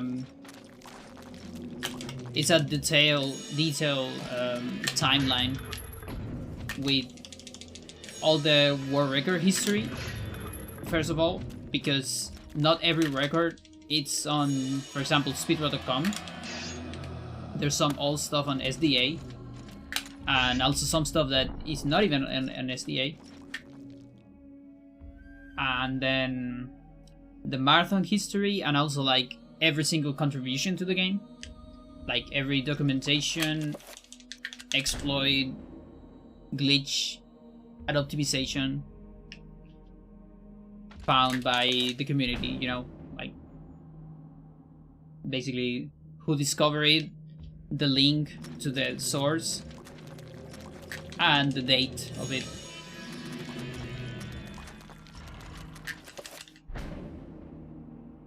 I was obsessed with this game as a kid. When I'm watching this speedrun, can barely get what's going on. Nice.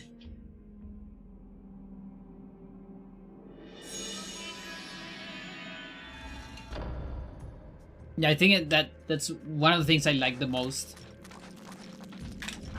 Like I I got the same feeling with my a lot of my favorite games.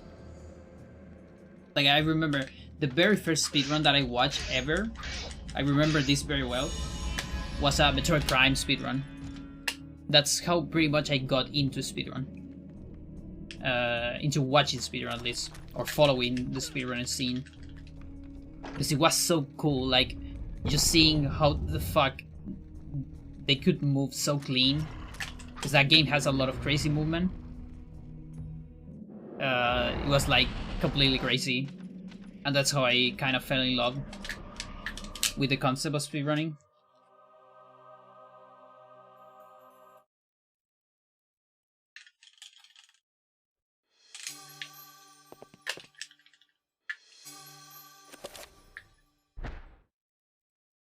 I cannot say what was the true beginning, nor am I.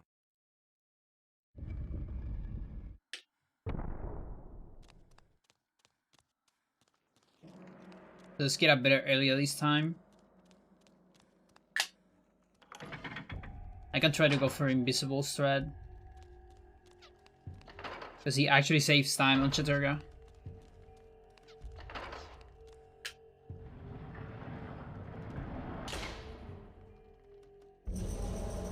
Yeah, I absolutely love Metroid Prime. It's still one of my favorite games. It's just so good.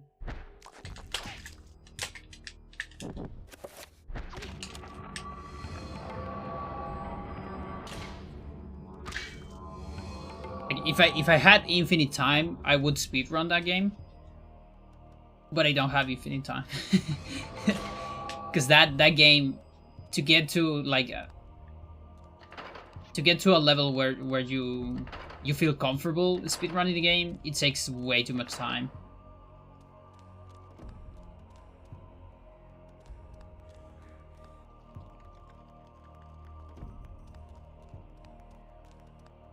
So I'm definitely content just following the speedrunning scene. Like I follow Metroid Prime scene very close.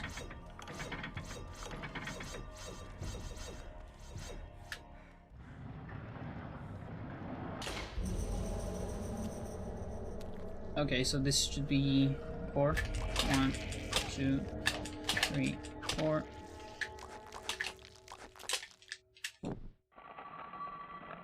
I was supposed to pause. Okay, I guess no invisible area. So this is a strat to move during the cutscene. And then, like, watch a pre-rendered cutscene. And move with Elia to get out of the room before the cutscene starts. And you get... and Elia is invisible for a little bit. It's kind of funny.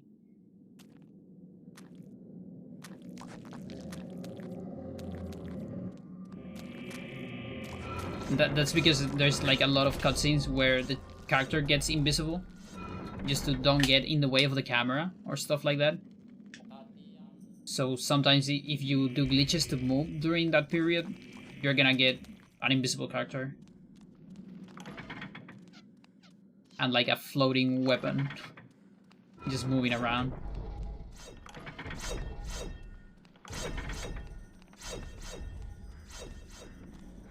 If you understand the mechanics, it's rather easy.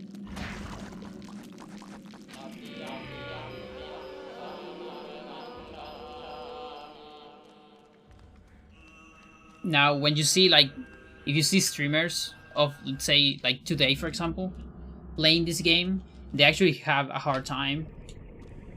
Because if you don't understand the mechanics, it's kind of punishing. And it's because of some things that didn't age very well.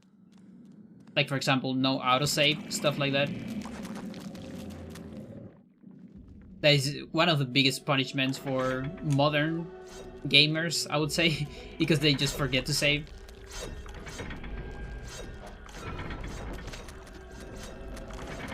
But yeah, like, if you understand the cheeses of this game, then it gets easy.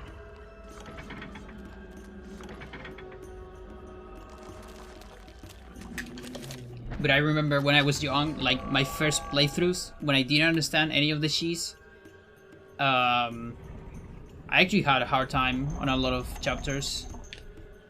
Like I remember Peter having such a hard time.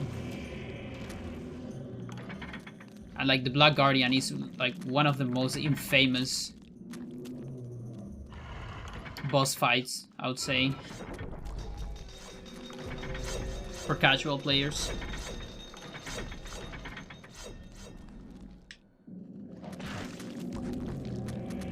Oh, the blue zombie still fighting there. That is something I haven't calculated. I haven't looked into it very much. Okay. That wasn't a sanity effect, by the way. That was me hitting A instead of X for sneaking. But yeah, at some point I want to figure out what is the formula for zombies. That is a sanity effect. Zombies attacking each other of different colors. Because they definitely do different damage depending on the color. But I don't know exactly how much.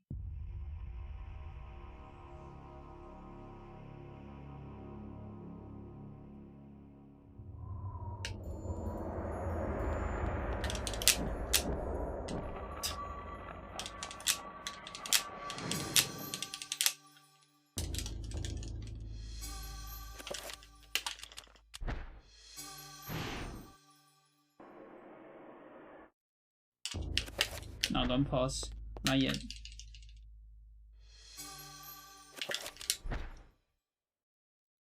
From my research, it is apparent that the endeavor...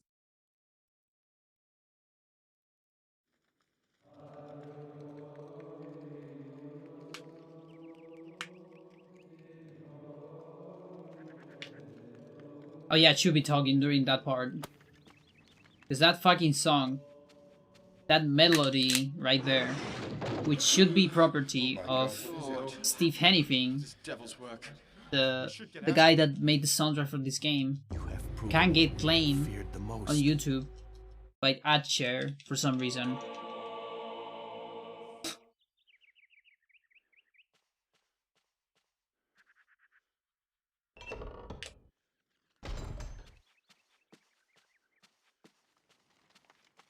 So next time we start Anthony, I'm gonna start yelling.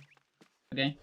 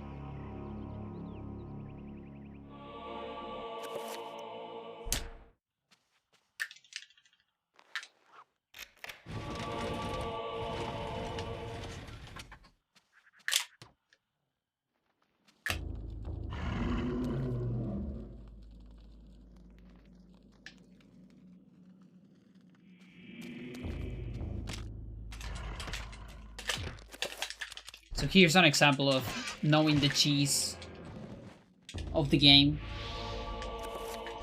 This fight can take a lot more time, for example, if you don't know that you can defeat body parts multiple times with blunt attacks.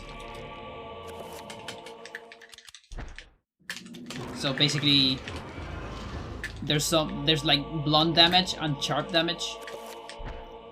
So sharp damage can cut a limb, and that would damage the main HP of the creature. But then you won't be able to damage that limb again because it's cut. But if you defeat that limb with a blunt damage, like a fist, for example, you can defeat it multiple times.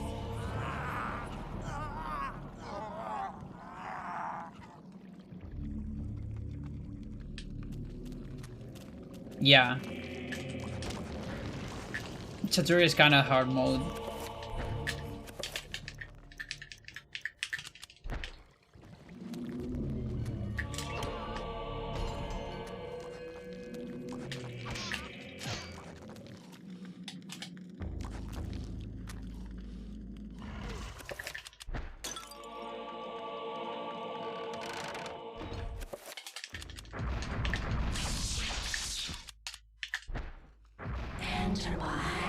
So there I get attack in the door.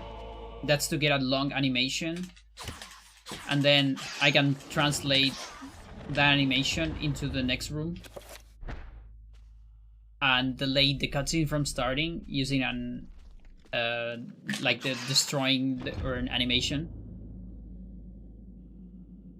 And so then you can like pause the game before the cutscene, do an enchant item, and then the enchant item allows you to move into the cutscene.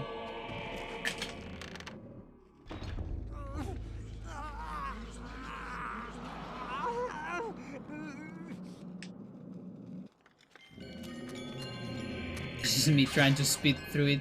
I see.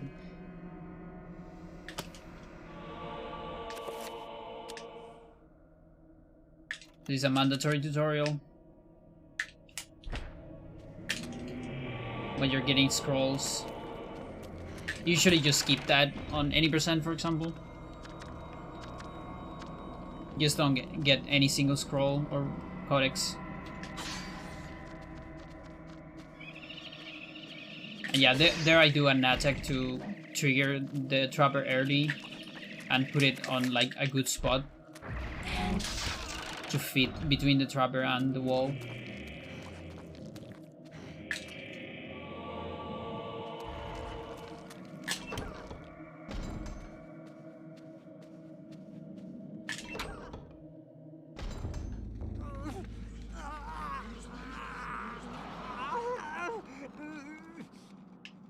Yeah, and to be fair, Chattur'gha and Hundo were faster, so it's kind of good to speed up on those ones.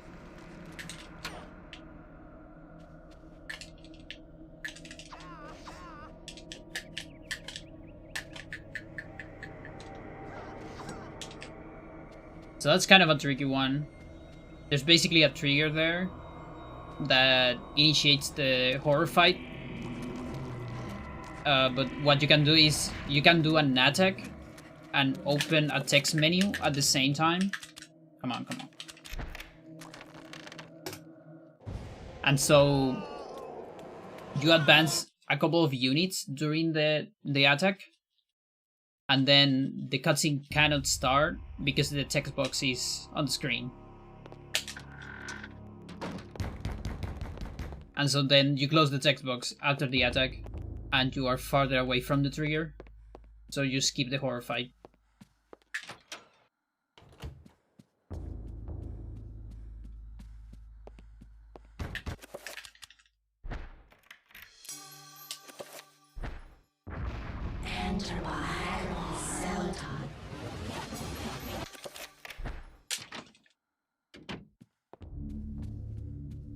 But yeah, we actually don't have that many instances of that trick. Like, there's definitely more places where Dreams. it is possible to do a similar Modern thing. psychology of But we kind of need, like... we need a lot of things to align. Because you need, like, a trigger that triggers just by walking into it. And then you need a state that we call always animated, which is when your allows your character to move during like text boxes, for example. Because otherwise you froze in place when you open a text box.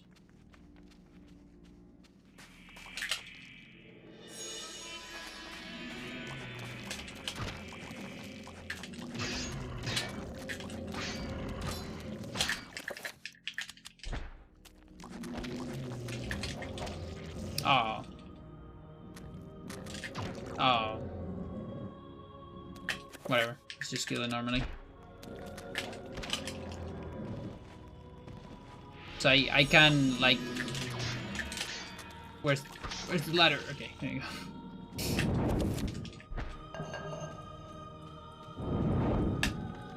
I can kill that enemy and like cross the door at the same time. And so that saves some time from getting the rune. Well, not a fast pickup.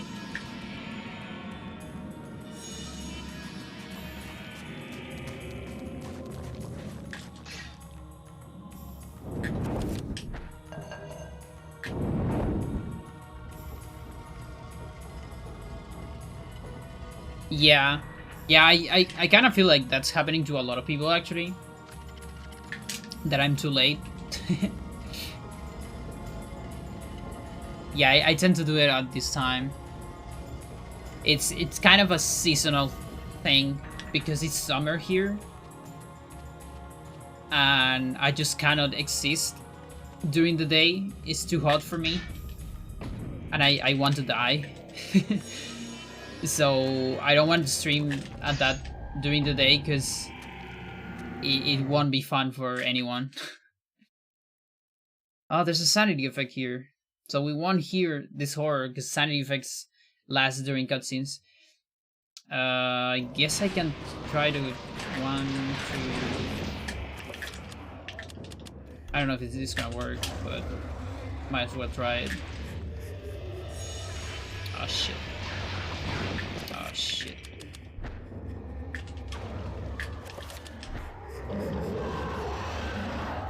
See if it works. Really? Okay.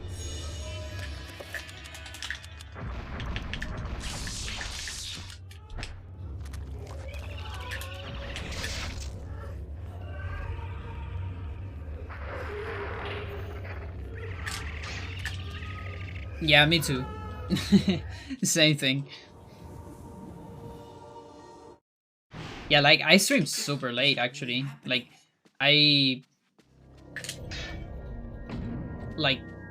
my Spelunky streams sometimes go to like 7 AM. You know? Because my sleeping schedule is like super fucked up. And I'm like self-employed, so I don't really care too much.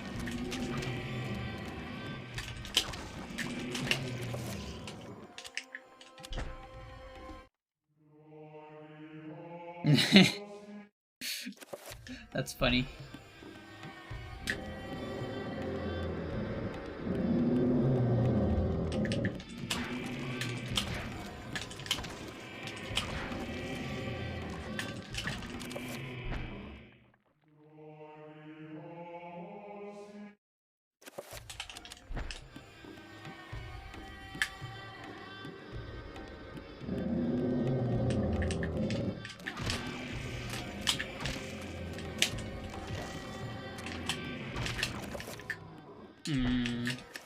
Okay.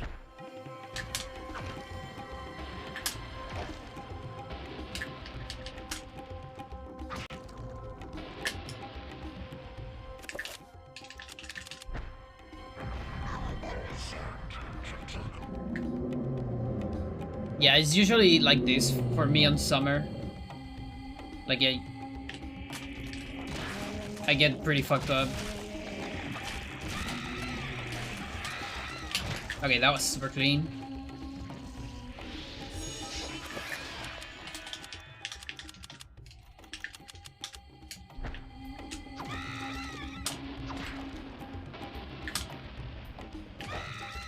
Okay, miss one fast chakram. 1, 2. So 1, 2 right there is a setup I use to merge the cutscene of the gate with the enchant.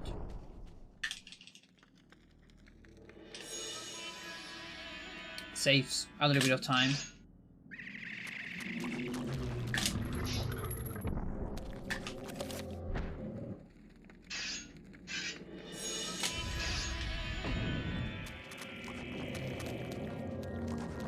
And now for the effigy.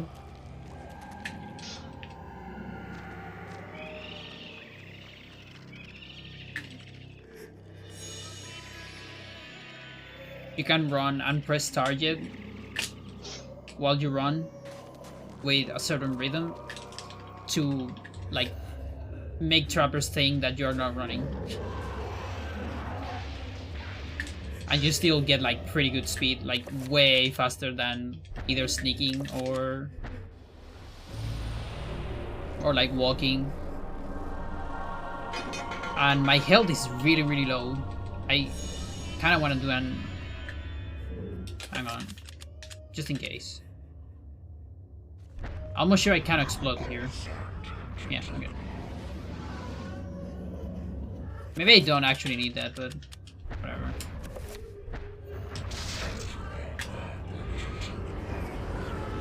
Yeah, I actually, like, today we talk about that in my house. We talk about the AC thing. Because it's been like this for a lot of... Oh, the lag went away. Amazing. I thought we got some lag. So maybe I'm gonna get one.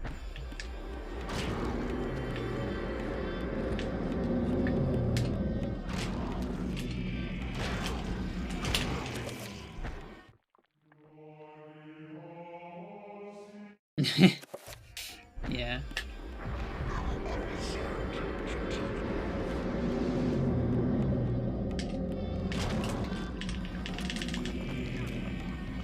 Okay, gotta memorize. Where's the bone teeth? That's the bone teeth.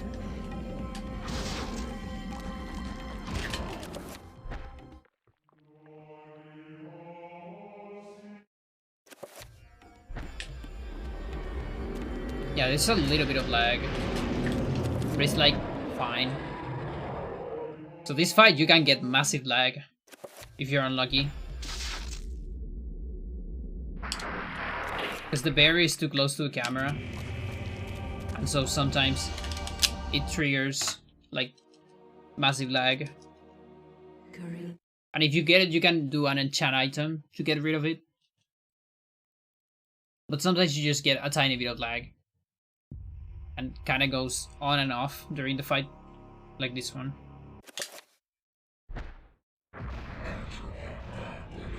But yeah, the only good thing about like Chile hit, or at least Santiago, let's say, because I don't know if it's the same on all Chile, probably not, is that it's like very dry hot, you know? Like that's good for me. I don't like, there's some places like get like wet hot, and I completely die on those places. I just I cannot with that. Like one time I went to Lima, for example, the city on Peru, and it was during the summer, and it was wet hot, and oh my god, I wanted to die. I just wanted to die. I will not argue that I was shocked by the sudden mention. Yeah. Yeah, it tends to happen on places that are close to the sea.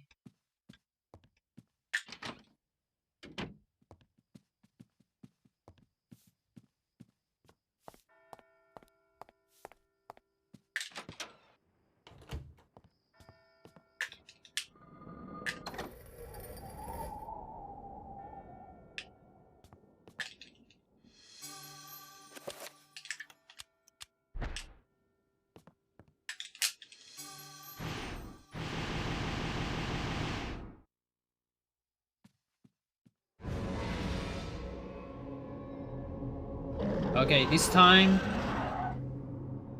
we're gonna get the trapper.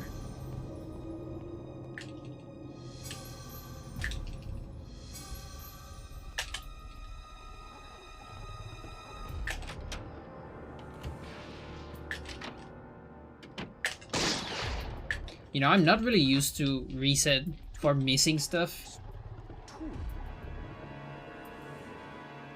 I think this is my first Hundo category ever.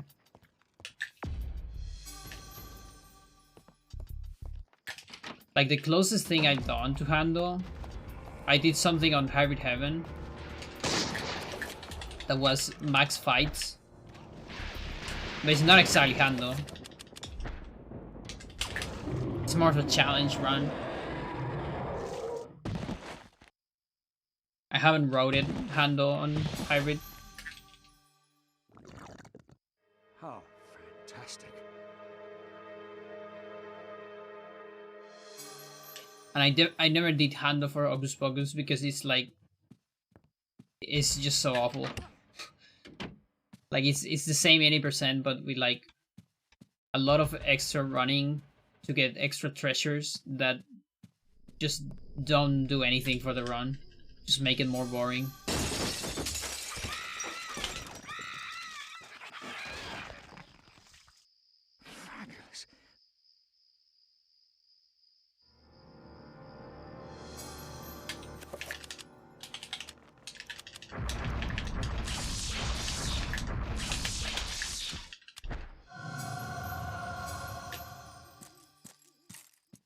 So that's an extra boss. Yeah, I need to create some spells. Because if I don't create them there, then here this codex is gonna create it for me. And that's kind of slow. Because you cannot speed up the creation process. It's pretty slow. 1, 2, 3.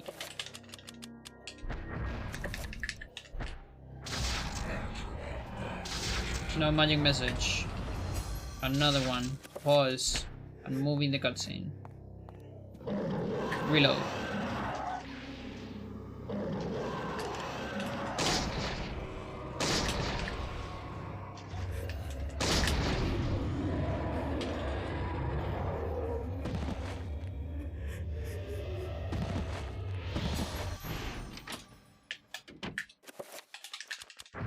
No, just assign. Yeah,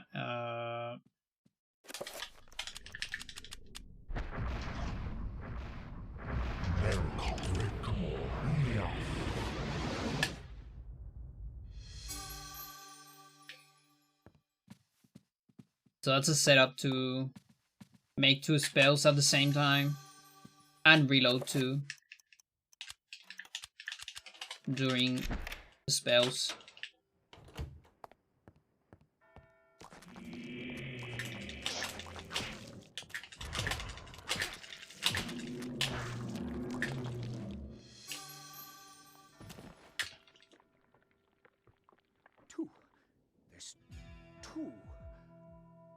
That's why it's so silly when people dismiss run on easy difficulty.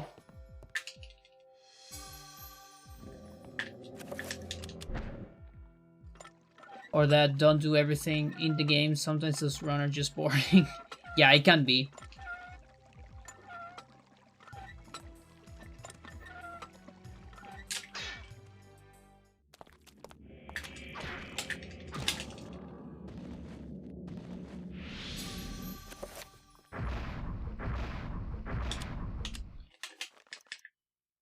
Guns. So that's the slow animation of the spell creation. That one, I don't really have a way to avoid it. Unless I grab the codex later. Because the codex is before the rune. So getting the codex later is actually slower, so whatever.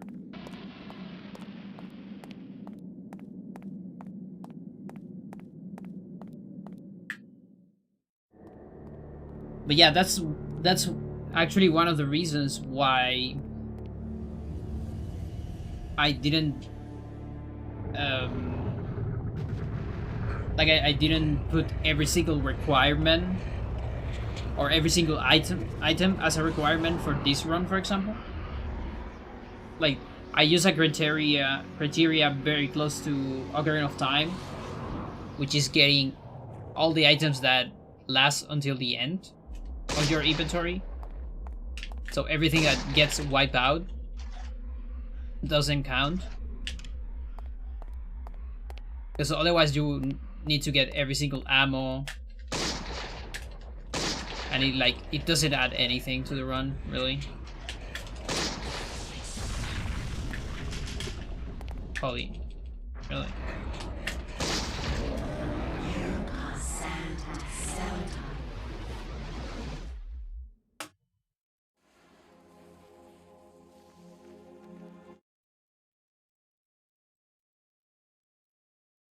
And yeah, on Hocus Pocus, for example, the easy category can be a little bit boring because you can just damage boost through everything because nothing can kill you.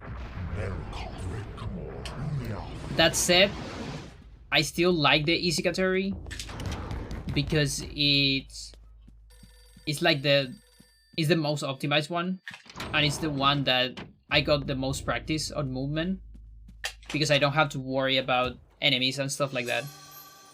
And so then later, I'm better. I'm like a better player on the other categories, just because of that extra practice.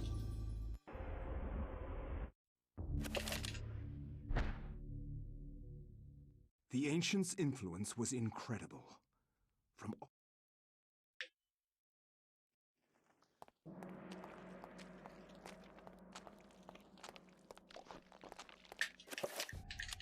And then you have like the other extreme, where some games can get boring because they're way too hard on the hardest difficulty. That kind of happens to me on Hybrid Heaven, because ultimate difficulty is a little bit too hard and too unfair. That in order to have a decent run, you have to go a lot safer on a lot of places, and that makes the run slower. But like slower not just in time, I mean like it feels slower, like less interesting, for example.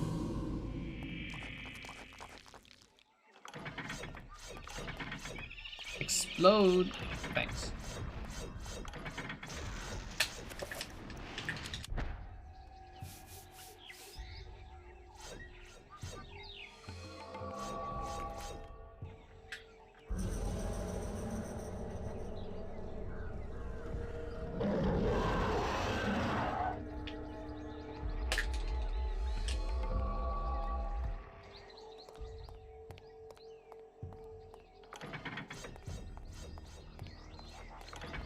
Okay, so I need to set up here for a recovery, then a reveal, a chan item,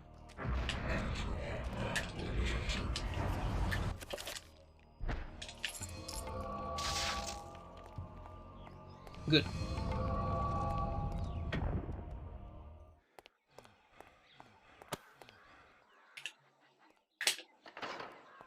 I love that I'm getting that strat way more consistently.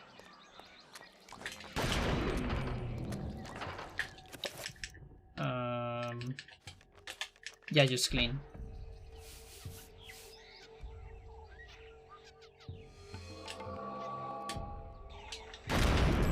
Oh.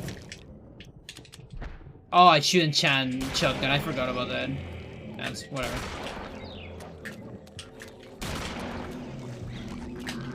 Please.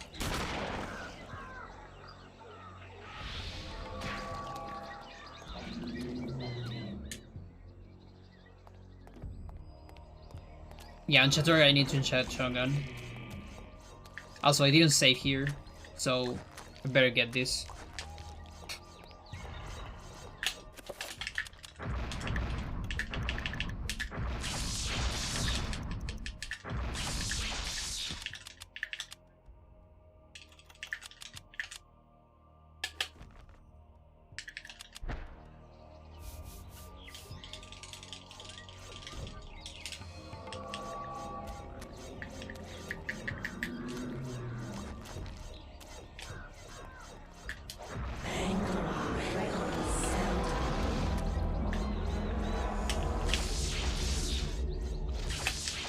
Nice.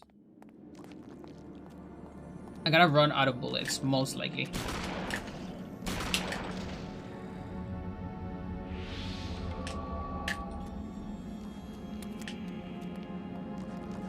Yeah, just putting one bullet. Just so I don't have to worry about examining with low bullets. My sanity is pretty low. Gotta pay attention to that. Yeah, that's fine. That is totally fine. So here, no sanity. Or close to no sanity. Yakuza Kiwami.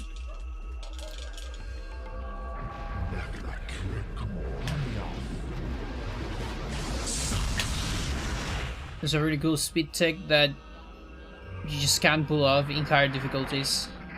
Oh, I see.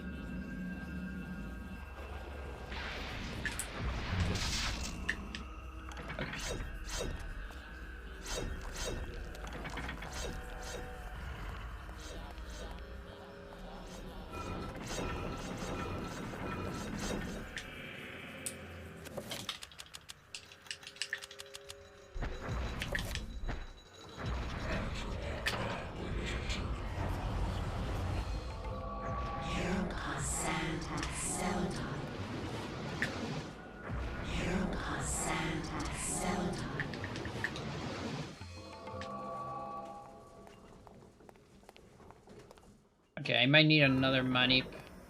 I don't actually know where my sanity is.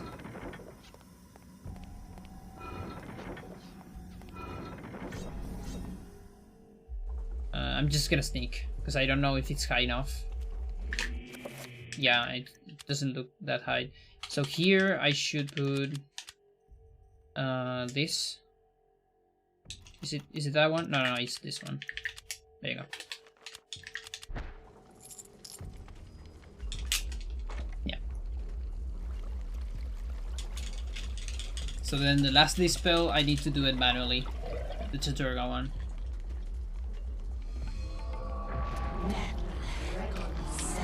And that way I can keep this one and the blue one for Alex 7.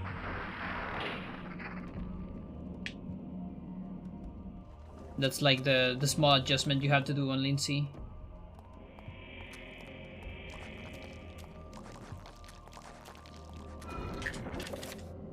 On Chattur'gha Lindsay, rather.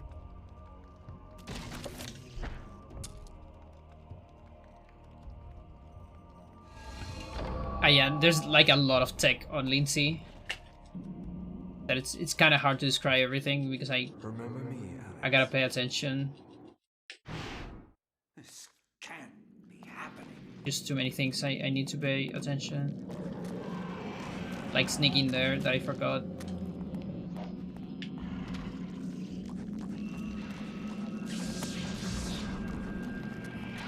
Can do an extra sneak here.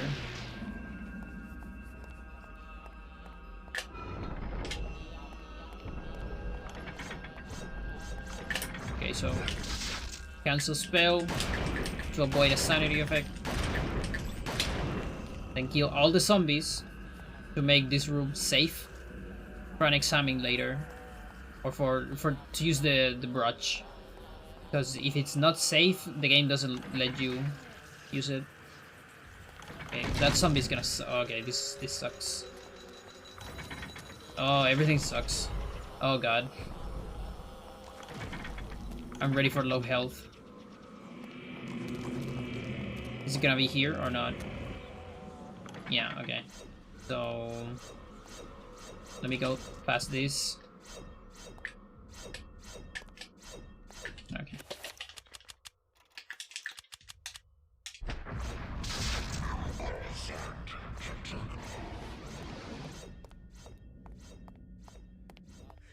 I can't. No. Don't let him get me. Oh, help me.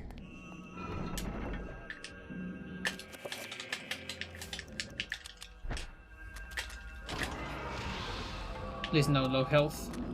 Thank you.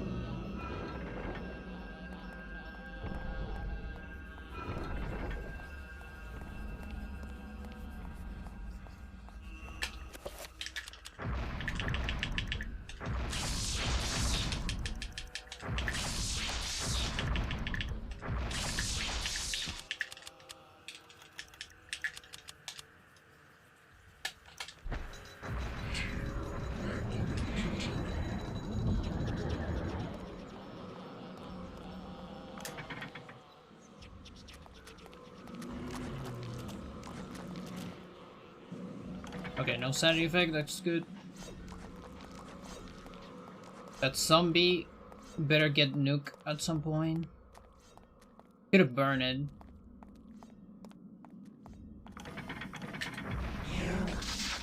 Okay, that actually worked. Because if I get early poison, the poison is gonna cancel my spell immediately. And an insta cancel doesn't work to skip this sanity effect. You need to get a cancel with the runes in the floor. And that is an inverted room or walking on ceiling. That is 30 seconds of sanity effect. You don't want to get that one.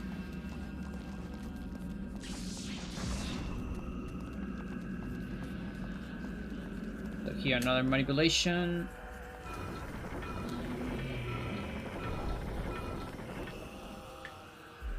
And then here, I'm gonna get behind, and then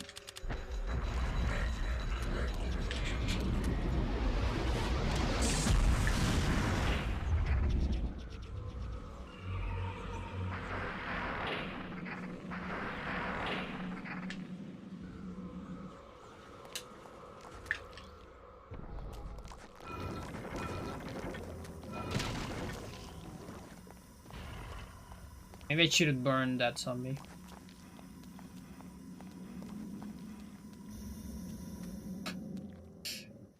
Just went back a little bit because I missed the manipulation.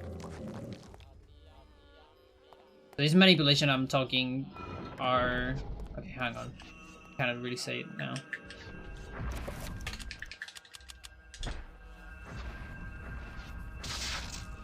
Dodge.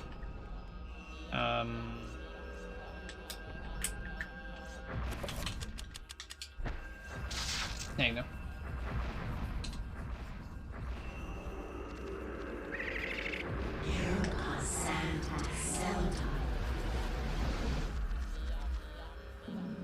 Yeah, so every time you do a recovery, you have a fixed sanity effect. That is recovery explosion. And that sanity effect replaces whatever sanity effect it's gonna be the next one. So it's very handy to avoid other sanity effects.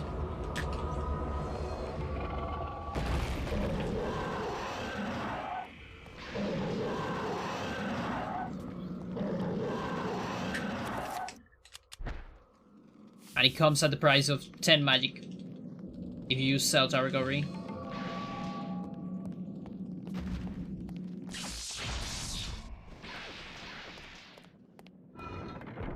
Not the one I wanted. Okay.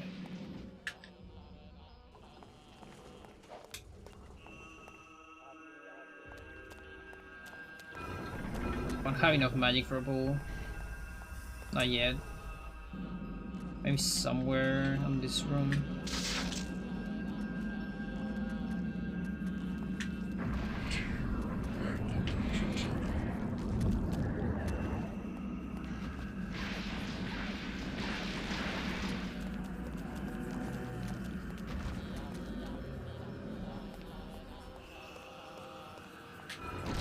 Ow.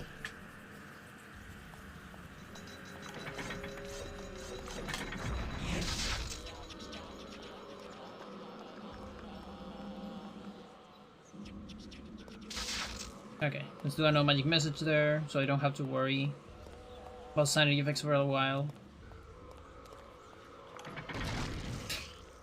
A fucking zombie, dude. Got destroyed there. Finally. And yeah, I missed a split. Just noticed that.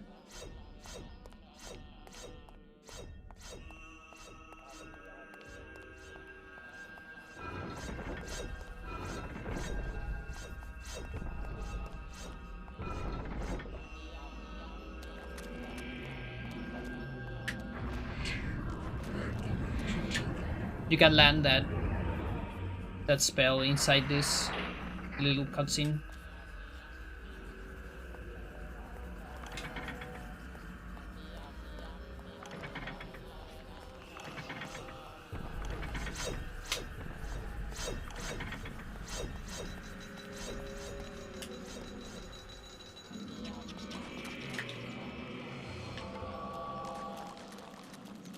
That's the last scroll needed on this chapter. Actually missable.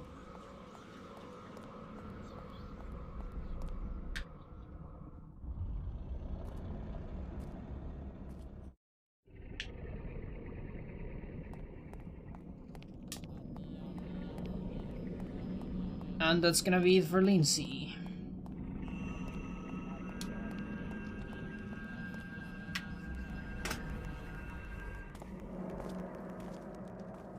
$49. I have no idea how good is that compared to my Oyas run. I only know I can save like 7 minutes on Michael.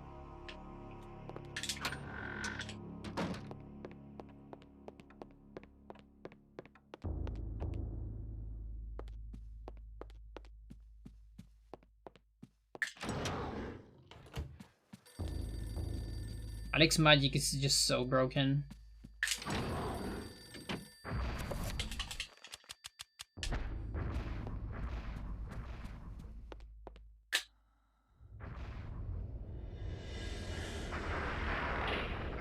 So this spell during this cutscene allows you to move in the cutscene, and then there's no collision on this door.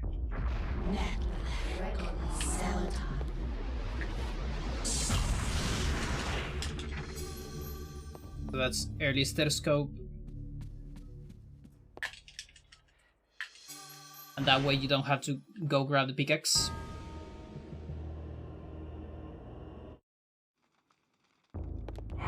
And we're not done yet. We need one more thing. A free trapper to get into this room. And then early Edward page.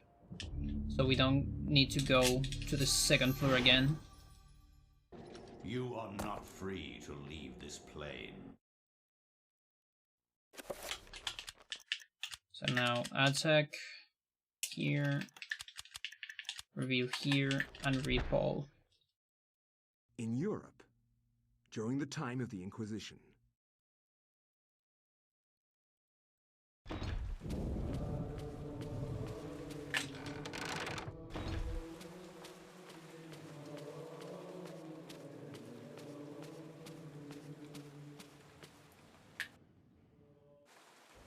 yeah, early Edward page also saves time from using the penny and all that.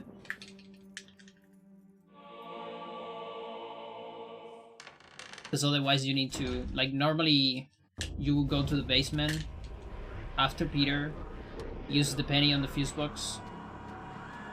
So you can enter the room because it's too dark. Alex is afraid of the darkness.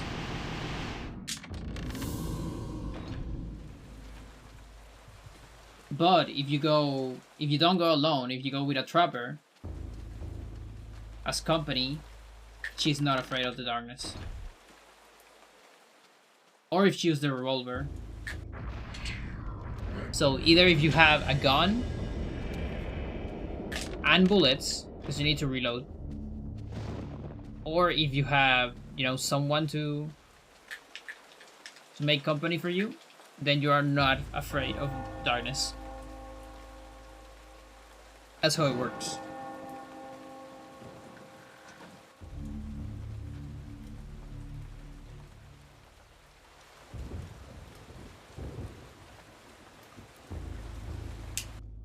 Ah, Brother Luther, not a moment too soon.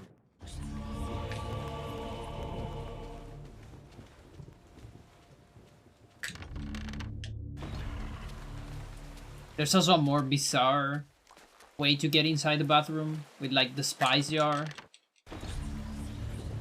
and an external frame buffer of edges to edges, I think. But we don't talk about that one. This is like TIS level.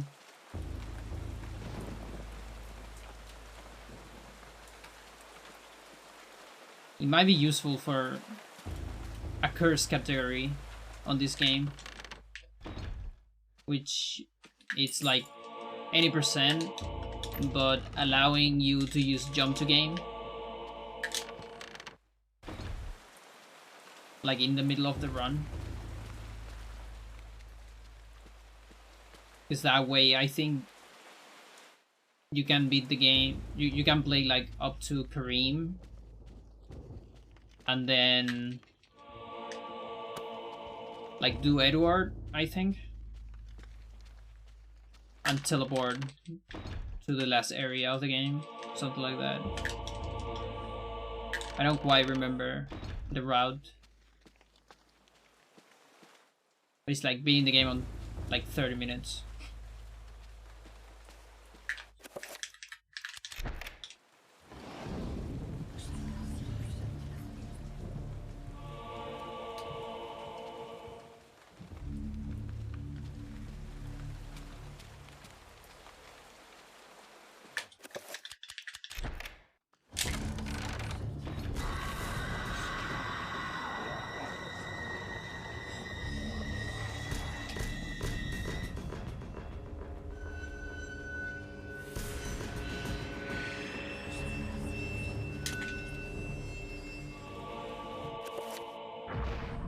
Oh, I didn't make that? Okay.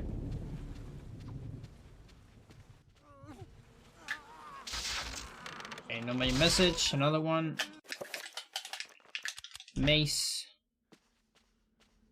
Now we're gonna get into a glitch fight with Anthony. Very unfair.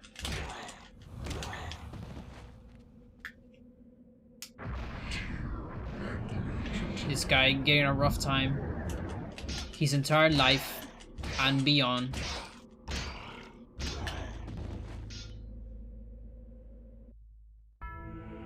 But now he's free.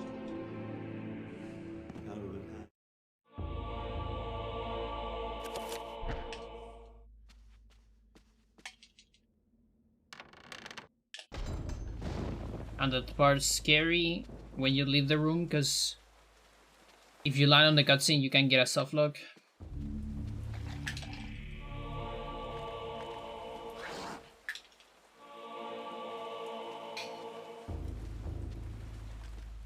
That poor guy.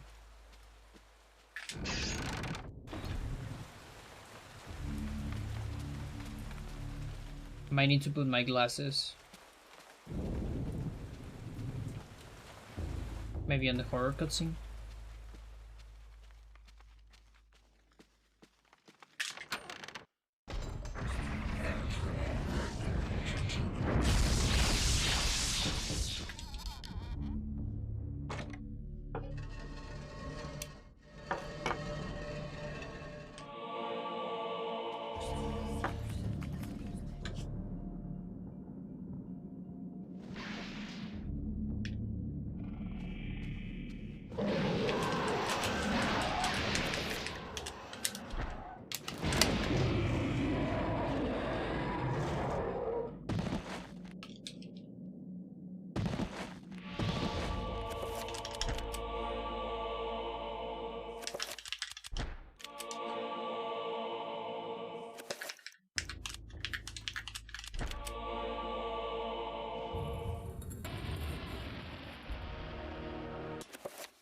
No.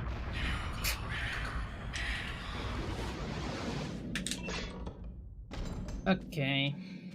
So now we're gonna get invisible. To kill this fucker without interruptions.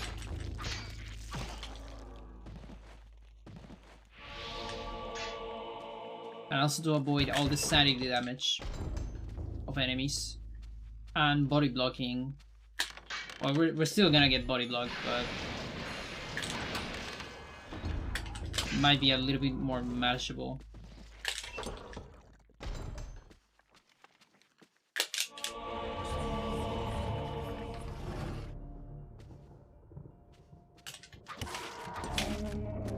That's the wrong side, yeah. It was from the other side. And Pargon. Pargon.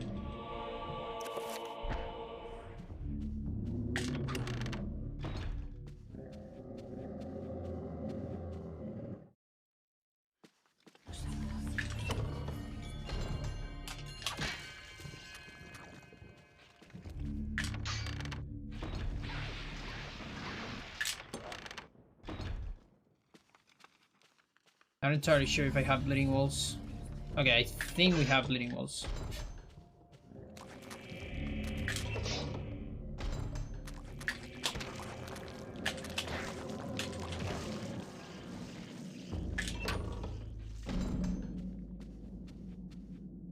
Hope I do.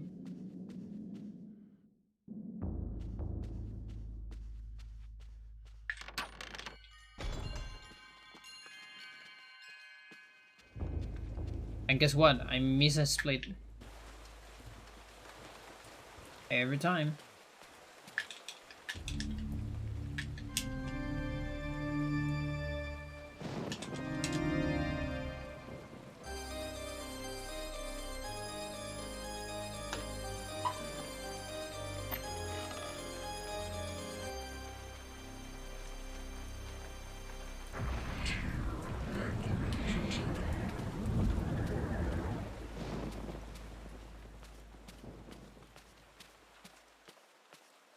So yeah, remember that the bull here is to run forever. Because you recover all of your stamina every second.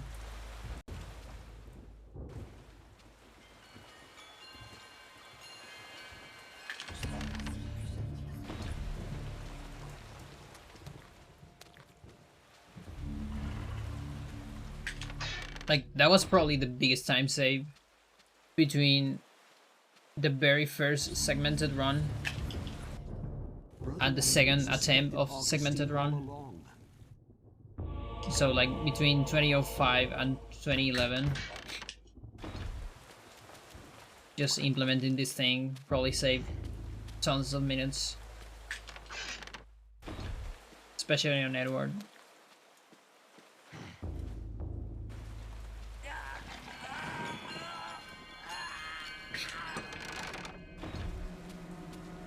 Can do it.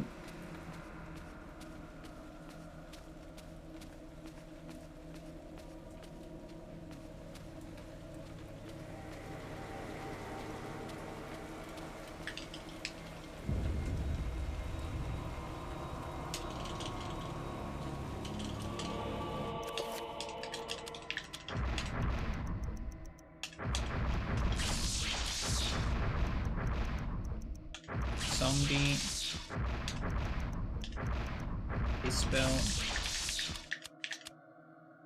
No. Dispel.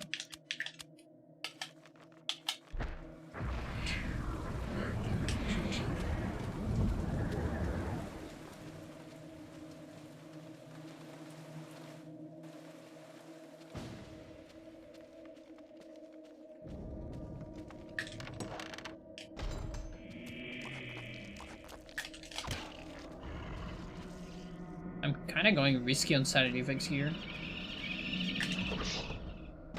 Start doing manips here.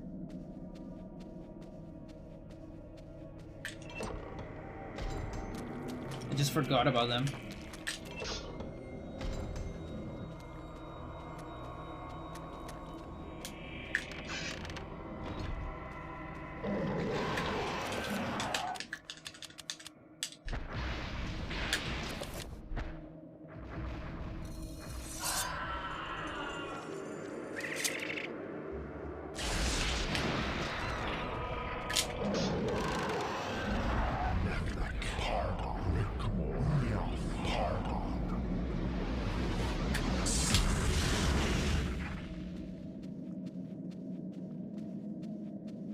Oh yeah, that cancels the bull.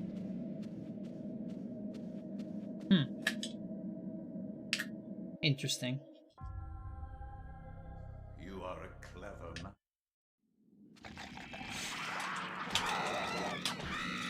Oh, dude.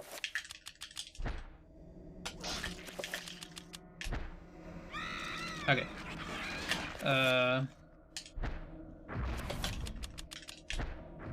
That should be right.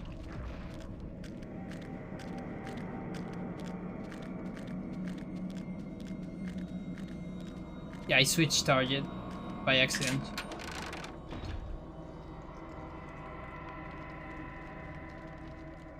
So it looks like I'm clipping into the wall there. And yeah, I'm actually clipping, but the door is there. Like the flag for you to open the door is there. It's just that because I moved out of the cutscene earlier, the animation for the wall opening didn't happen.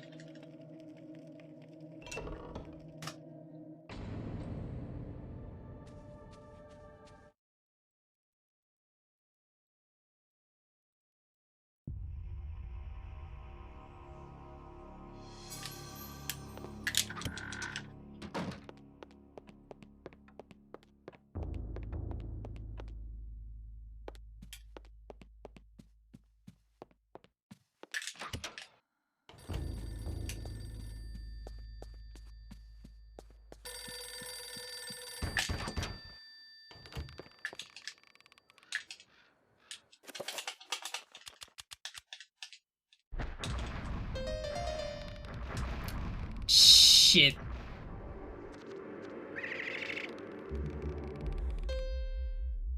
Okay. Fine. Oh, I thought it was over. Okay, good. That's fine, that's fine. That's scary. So, if Much you do has that been trick written about the exploits of conquerors. and like you finish the music before the trapper summons, but you get a wrong sequence, you know, like you fail the trick, basically, the puzzle, then it's a soft lock. You're stuck there forever. But if you don't finish the puzzle, then you can finish it after. But of course, it has to be correct. Otherwise, you're gonna get stuck on the cheat music forever. That was a little bit scary.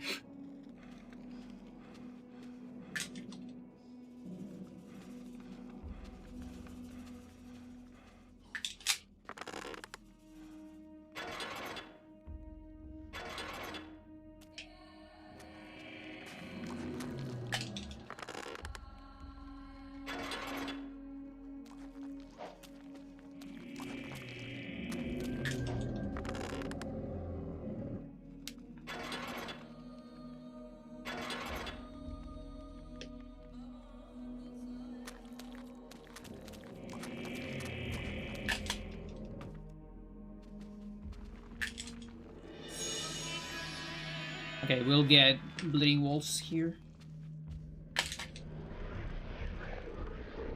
Because the last zombie didn't look at me.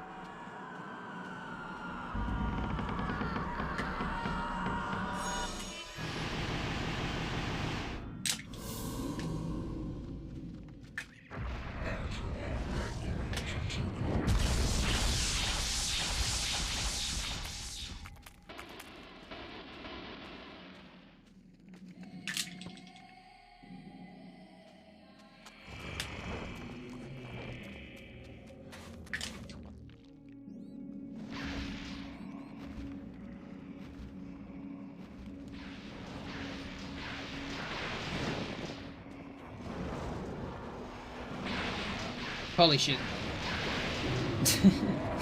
Okay. I'm not used to one of the horrors surviving.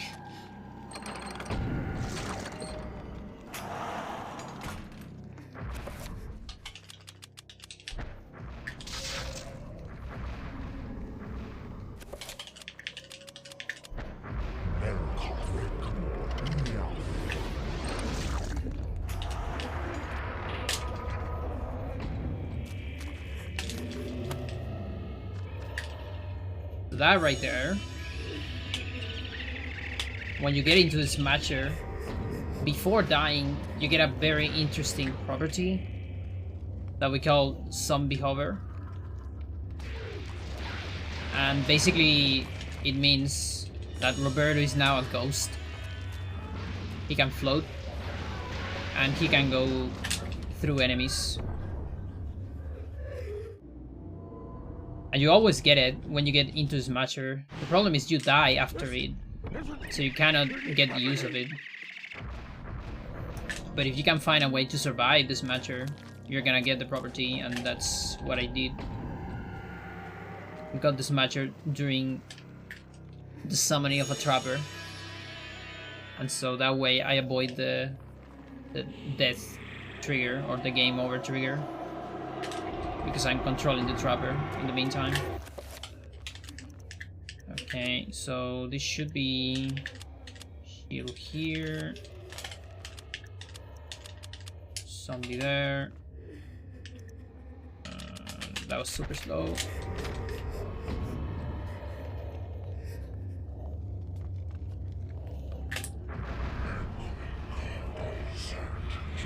Actually, I don't need zombie. I don't even need to make zombie. I mean, no, I need to make it because of 100%, but I don't just sign it. Oh, it doesn't matter. We won't use it.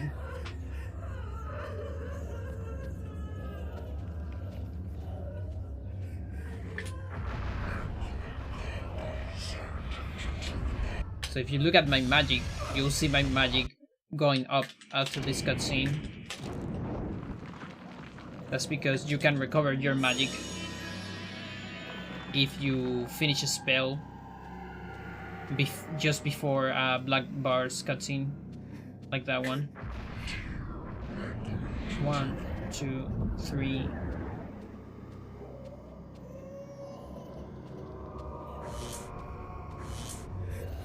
And then we can just float around the gate to get into the trigger behind the wall.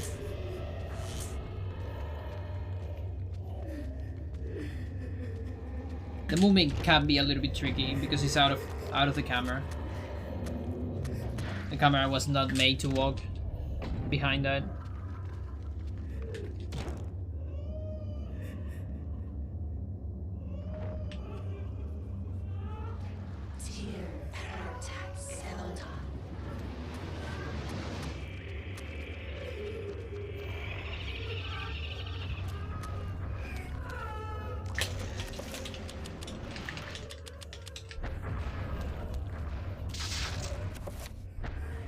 And now summoning a trapper into a room avoids starting cutscenes in the room. And so we avoid a little cutscene right there.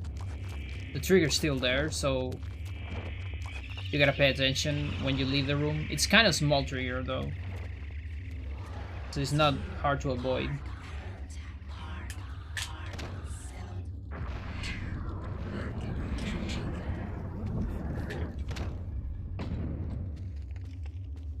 And then I only need to get zombie, which is right here.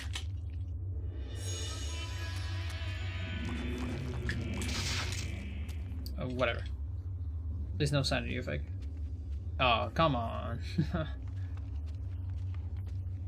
Big boy.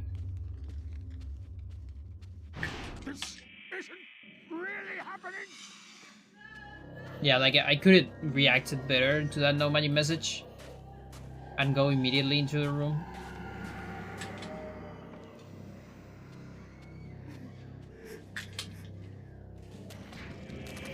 How much behind Oyoth are you? Actually, I don't know.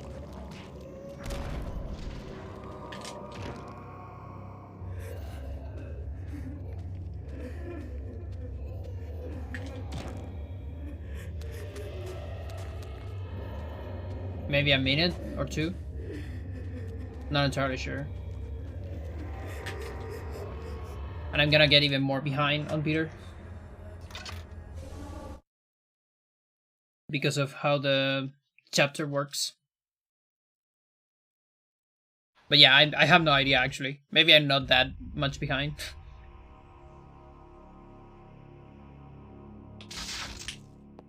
Okay, that worked. Good thing it wasn't a recovery.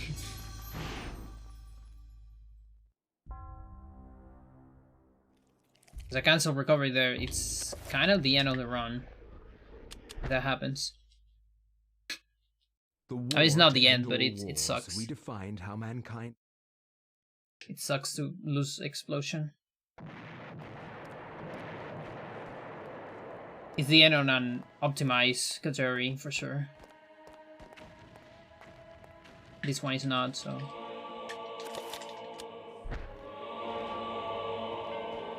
Supposed to sneak there.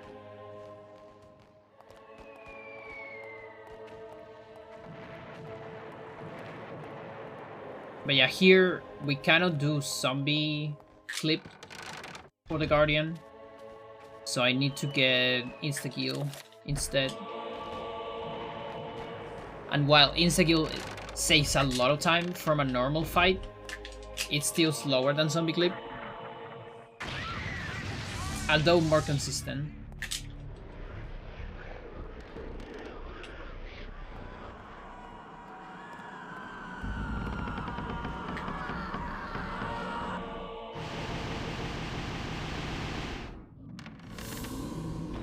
Or let's say easier.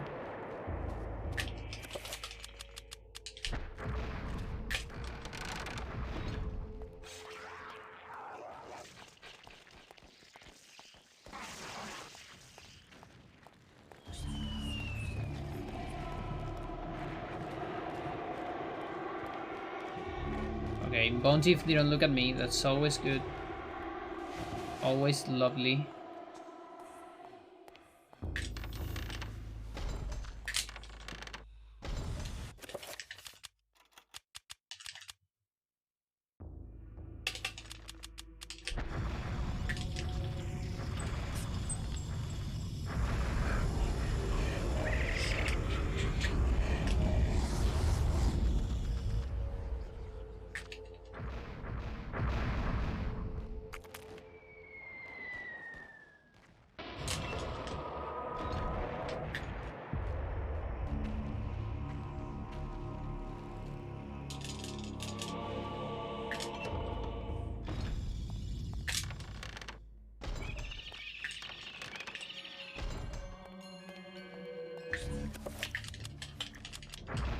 Okay, madness starts here.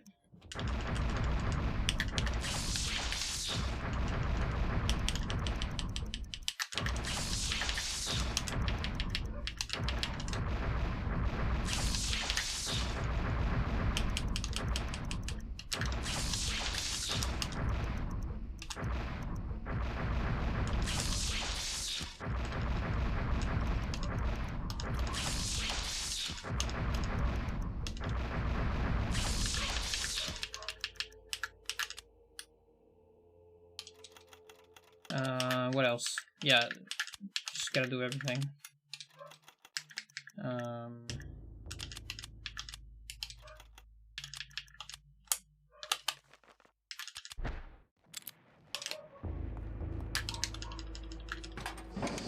Well, at least, oh my god, having better assignments can actually save a little bit of time compared to Uyao and Sota.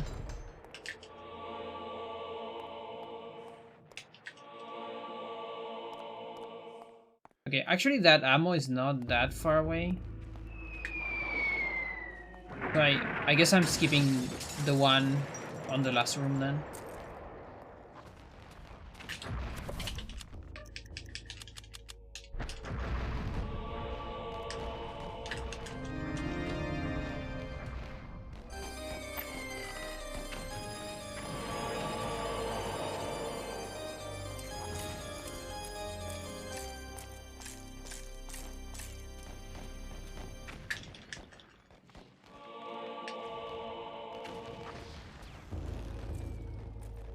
A little bit of snake there.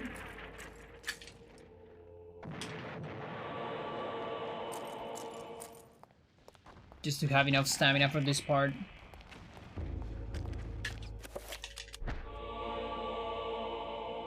And then here we'll grab everything.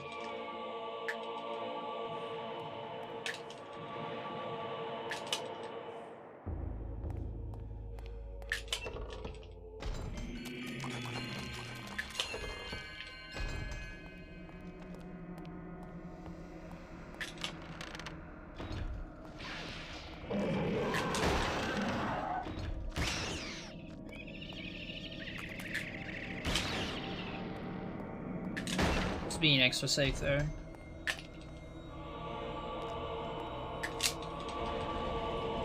So Soldier's Letter, another item.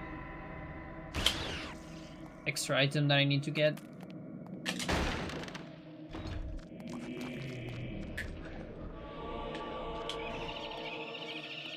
And yeah, why I'm getting all these items is because I'm manipulating memory in order to put the Black Guardian ID, object ID, in a specific spot on memory.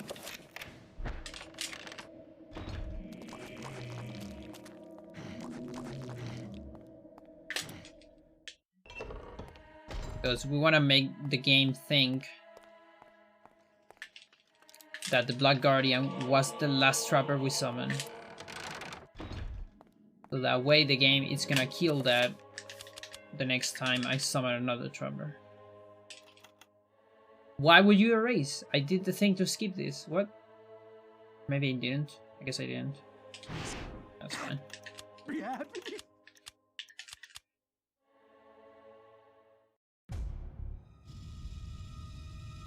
We're gonna load this thing here.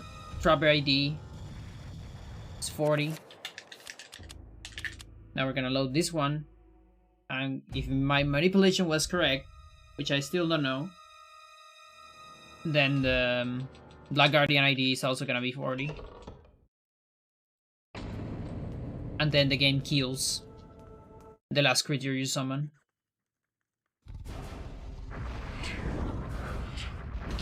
And there you go.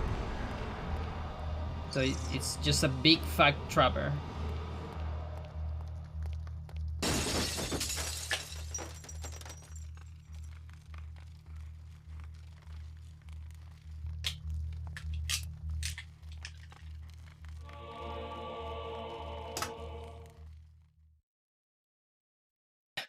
And all of that because there is a barrier that prevents you to go to the back part of the fight.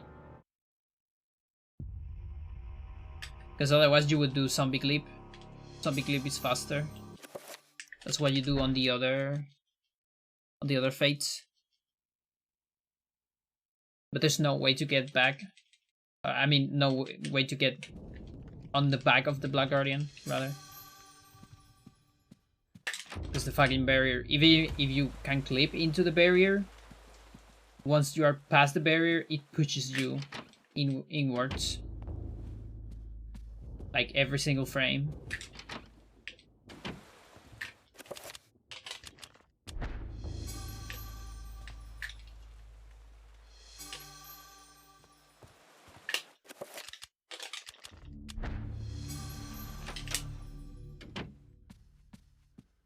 And so now we go for Edward. Infamous chapter. You had to play it on Hundo. No way to avoid it.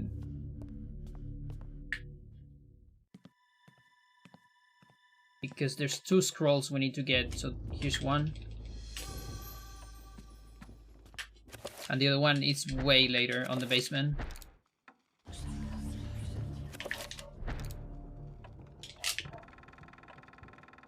And that's the only reason. Unless you make an argument for, you know, like, you have to complete every chapter on Hundo. Which is not a bad argument, but... We consider source requirement so far.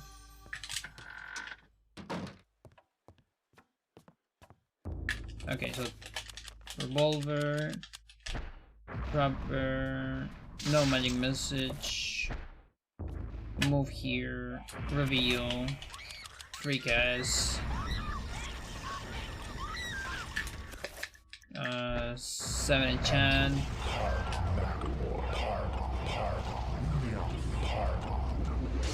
Okay, I missed a little bit there, but fine.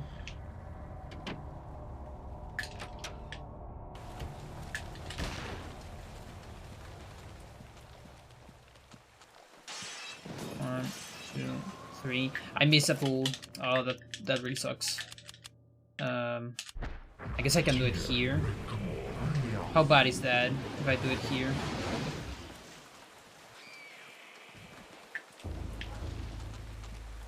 Okay, it's going for me, so...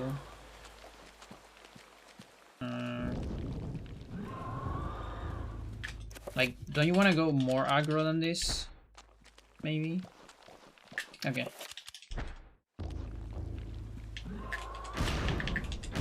Two... 3... this really sucks. 4... 5...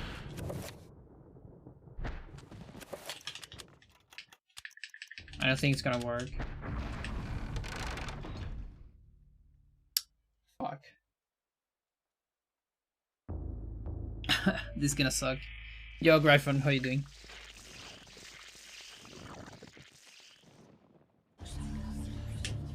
Well, all strats it is.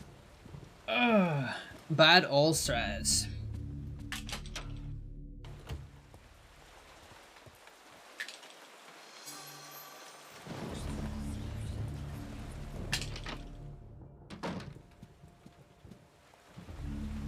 Yeah, Edward's pretty technical today.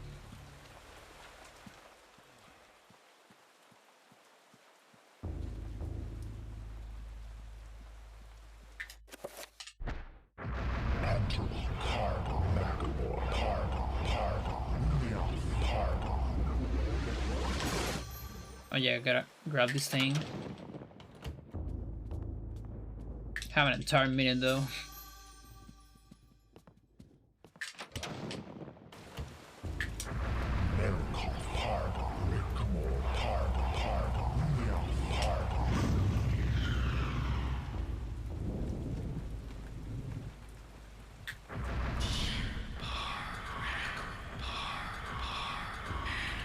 Just because I can. Don't actually need that, but I can do it.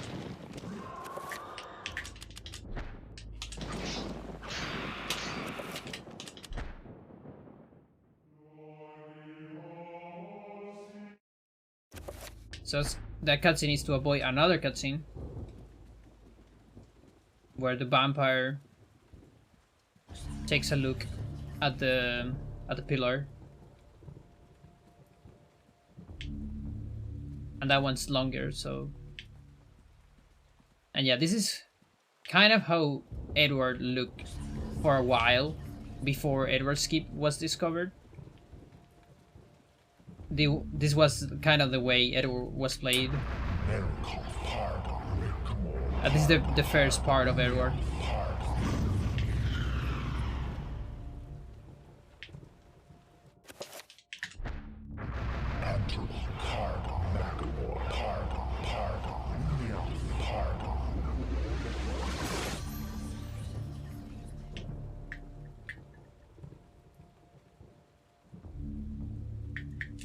Then we just wait. You gotta wait an entire minute for every phase. There you go.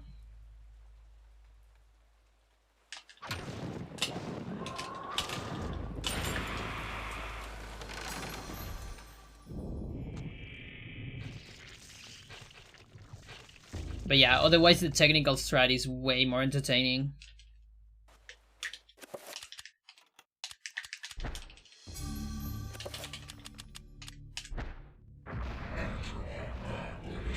And I think it only saves like 14 seconds, by the way. It's not even that crazy. The time save.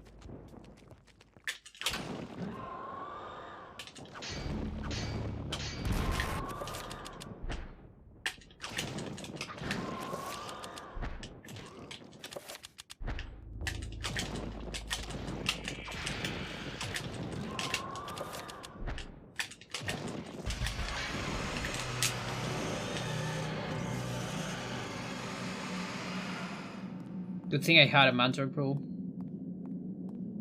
Without the Mantra Pro, I would have gone for like a couple saver shots and then like a double shot. Hang on, I missed something. Shit.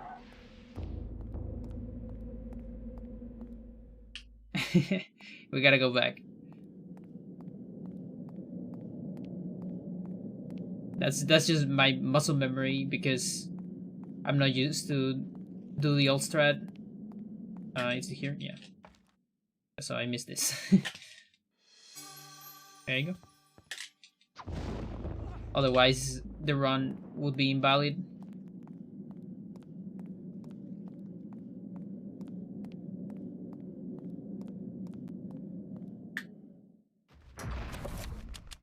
Might as well just cast another one of these.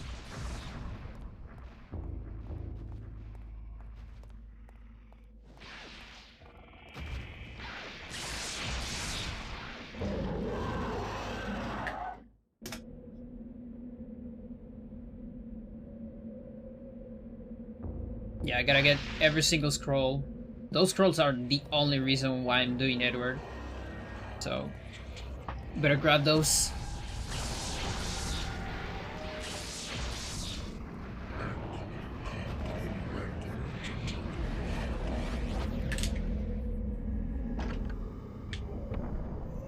We're gonna start with number 9.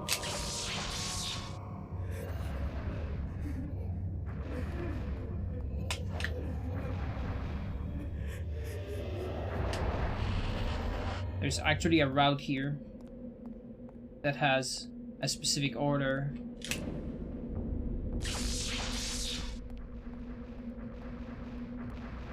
And that's to say, like, to make the least amount of pulls.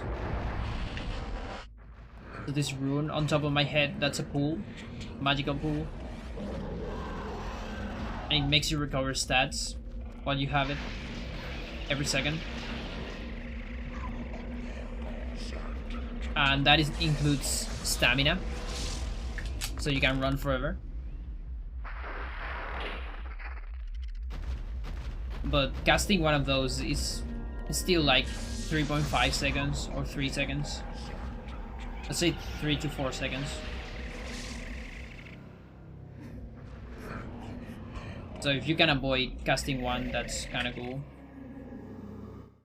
No.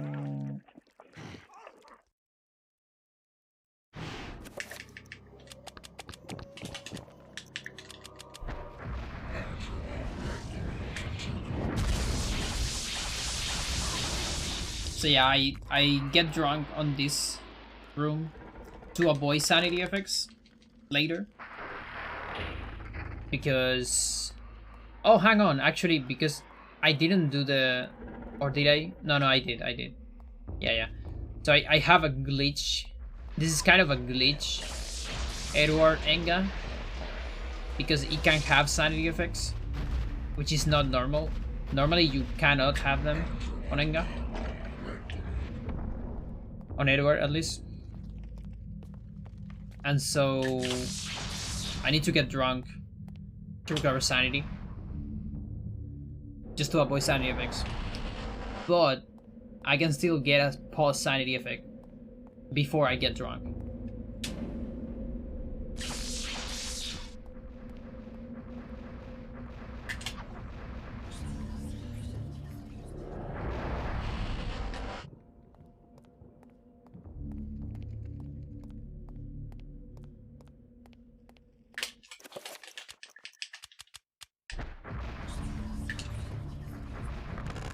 So here, Trapper into the cutscene. So we can cancel the Trapper and move out of the cutscene.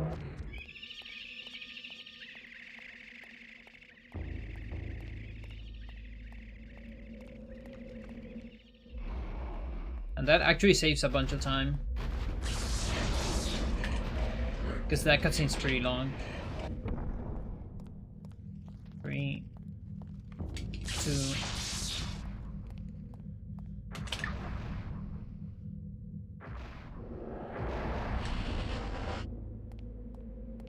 So you see this kind of a long portion here where we don't use up any pulls.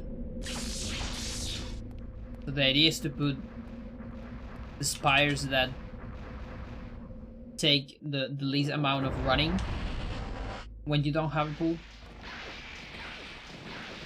That's part of the routing process of Edward.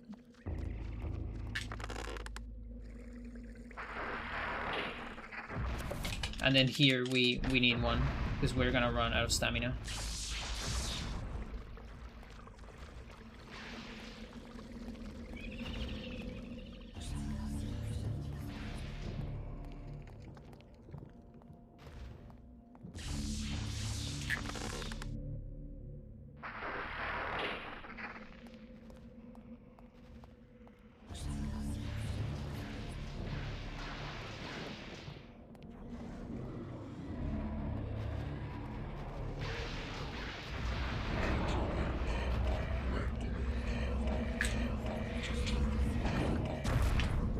And now number 6. There.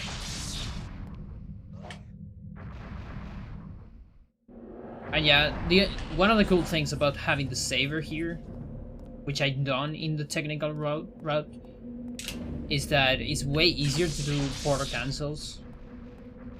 Doing here a hit when you enter the portal, in order to cancel the walking animation into the portal. I find those way easier with Saver for some reason than with Fist, at least for Edward, just because of his animation is kind of weird.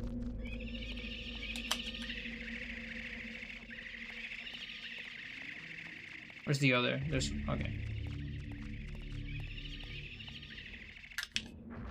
Because I was 3 trappers in Edward's number 6. And on Alex, I don't really know how much. Because it's a lot of them. Maybe like 7.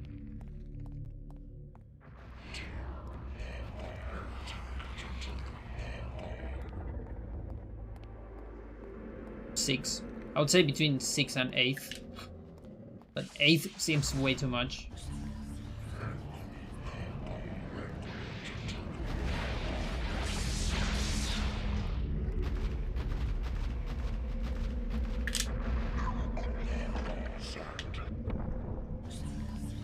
Number 8. Come on.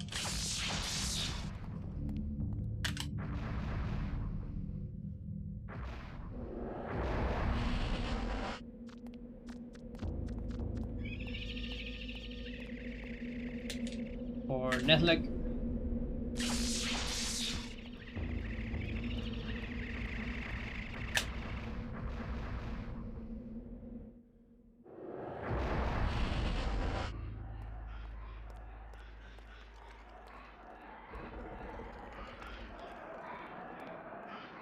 Why are you making a noise?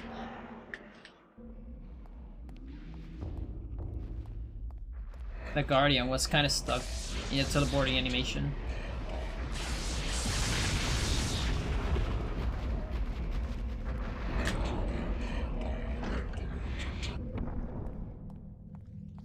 Okay, 4 is where Edward gets drunk again.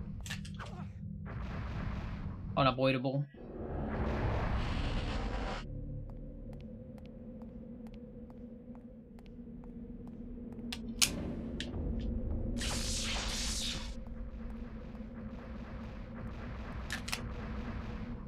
We're gonna get our next pull too.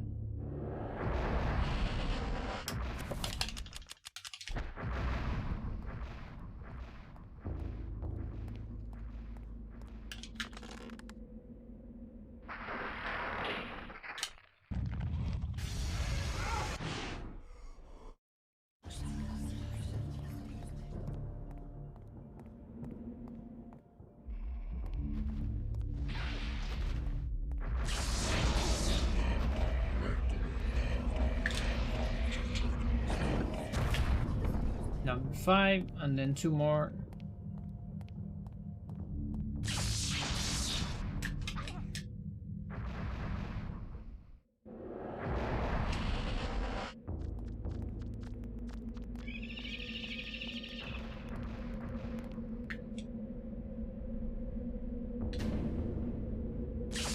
Yeah, right. Is it Uyas? Yeah. Yeah, it's Uyas. Yeah.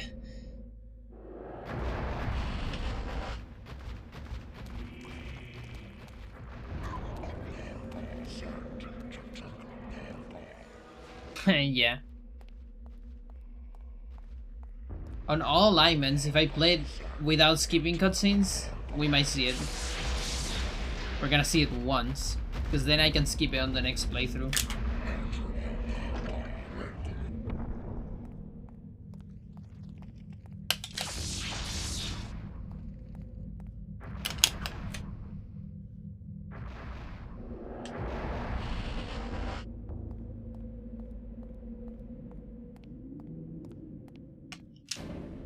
Okay, so after this, number 7, and that's where the fun begins.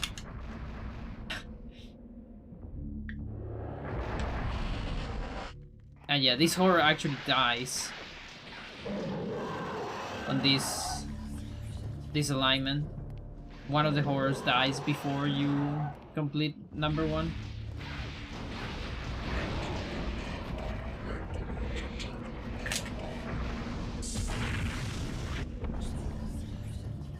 And now 7. Last one. Yeah, I will. It's gonna be super rough.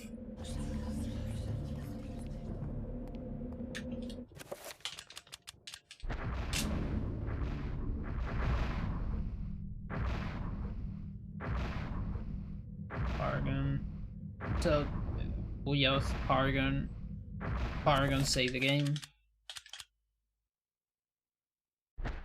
Now my message.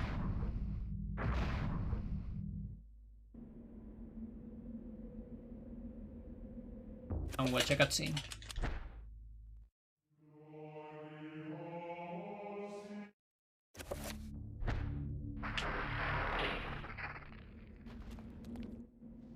And so the cutscene is to move. There's like a lot of stuff there. So the Trapper is to be able to cast spells in the next cutscene.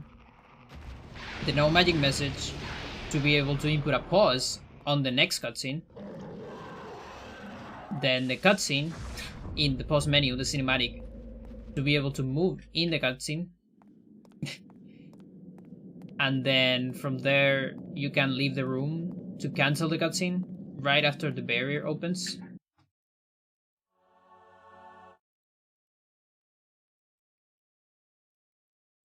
So that way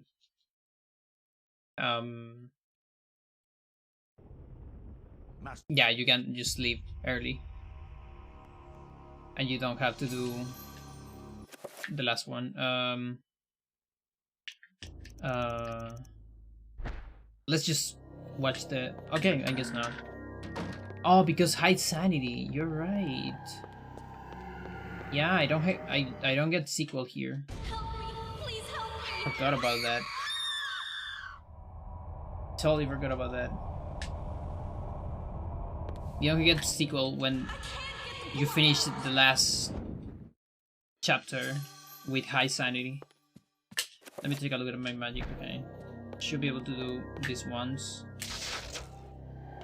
and then like waste one of these, and then do it again. Yeah.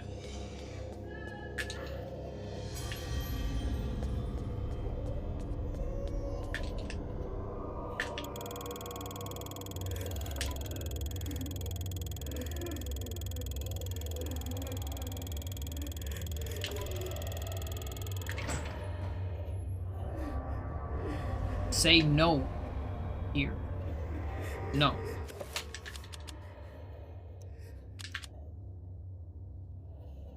Okay.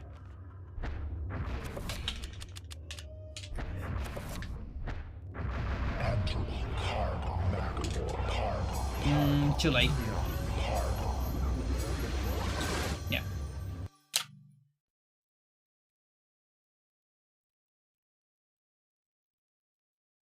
Gotta try it again. That's why I save here.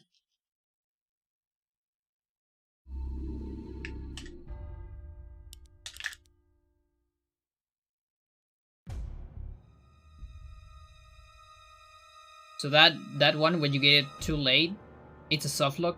That's why I need to reset.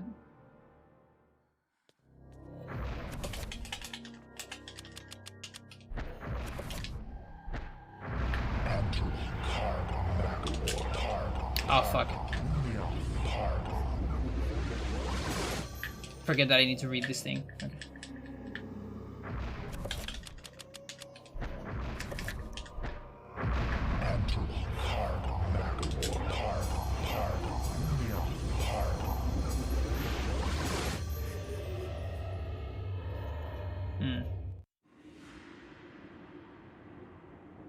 Yeah, that was close, but not quite. Yeah.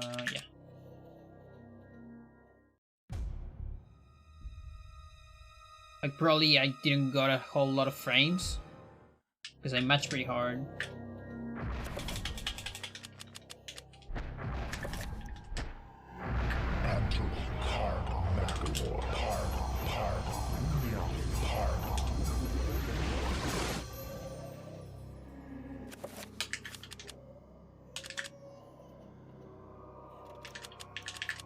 Okay. So we got a cutscene restore there. And now I need to watch a cinematic here. So this plus the cutscene restore will make Alex teleport into this cutscene. And so we want to do that in order to set a flag that is shared between these two chapters. And it's the flag that will activate Pious teleporter at the end of Alex. So what do we do here? We do this spell here. Anything else? This spell item, yeah, one more. You reveal. Okay. I guess there. Wherever disaster and death lurk, there is like Thing. Not entirely sure if I split there. Okay, we got everything, that's good.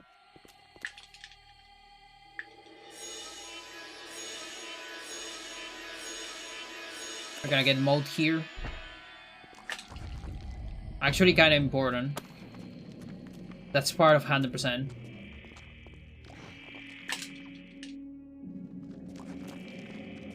If you get the technical strat on Edward, you're gonna get mode there on the double shotgun. Otherwise, you're gonna get it here. But you have to grab a weapon that has mode.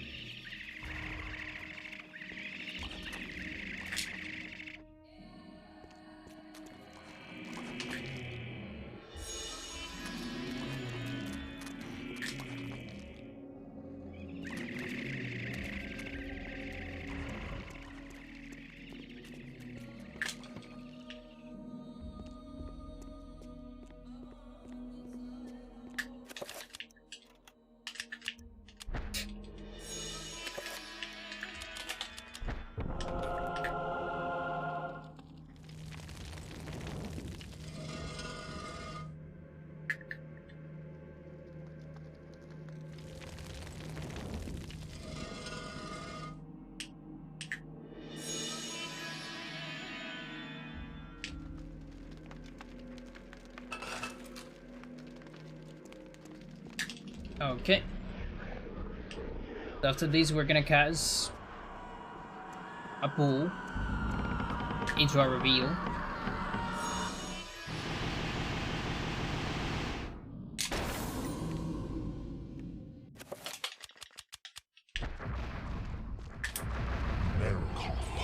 So there is.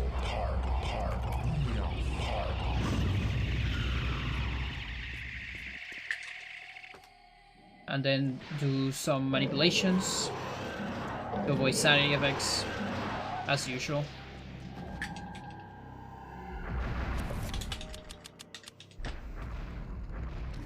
So then, or dispel. You only need a 5 dispel, but if I do it with a 7 dispel, I can save one assignment for Alex. There are magic refiller there. Basically get no cost OEL pool before the cutscene.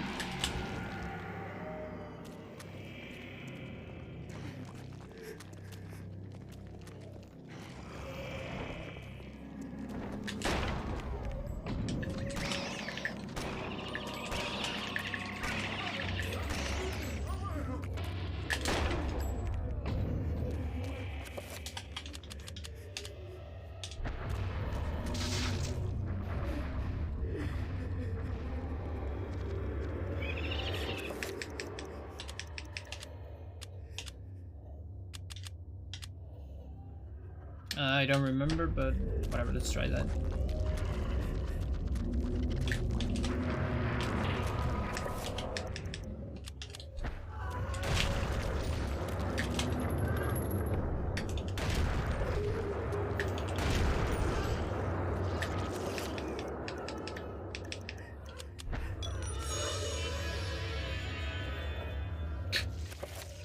That fucking zombie.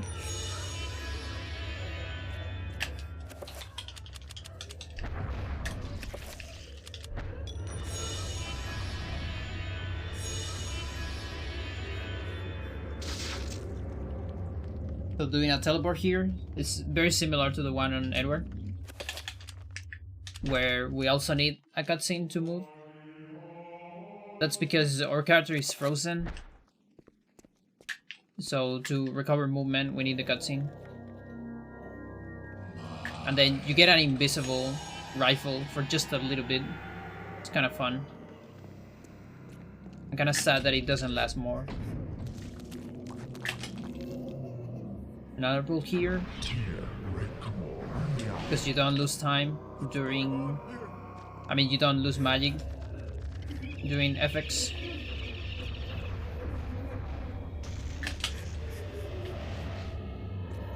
And the last scroll.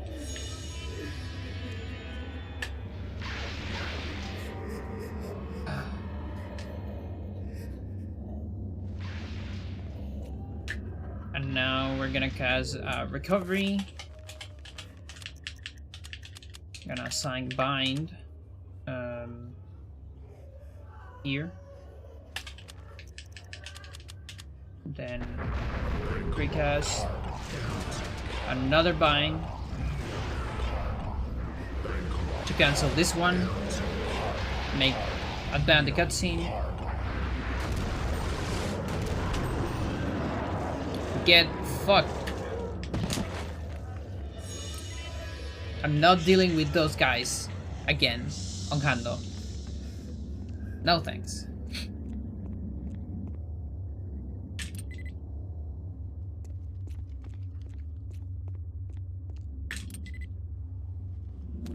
Yeah, I have a fucking grenade launcher. Might as well just use it.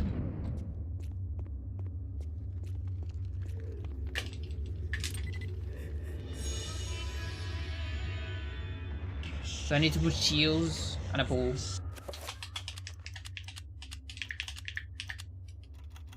Actually... Oh yeah, shields.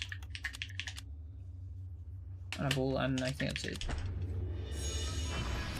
I could put item too, but whatever. I'll do it manually.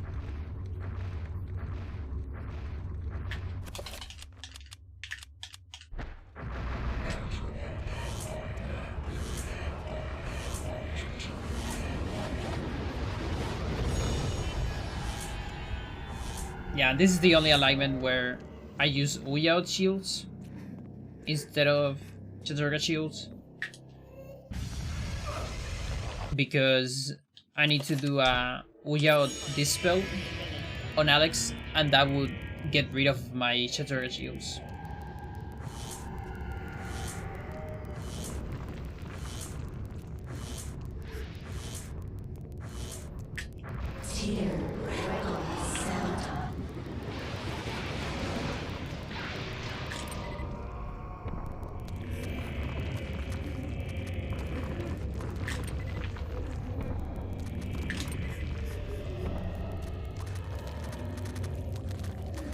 Also, we get to hear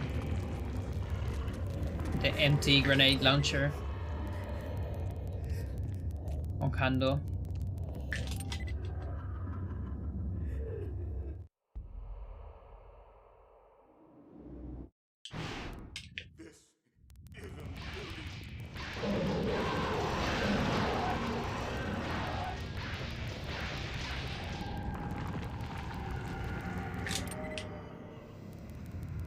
One more door.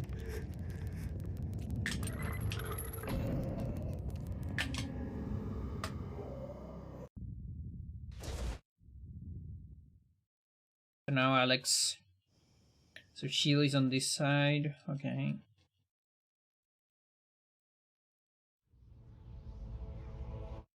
I don't remember if I got an extra enchant.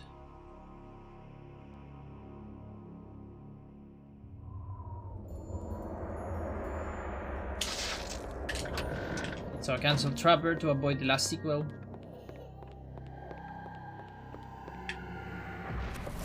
Okay, magic looks pretty good.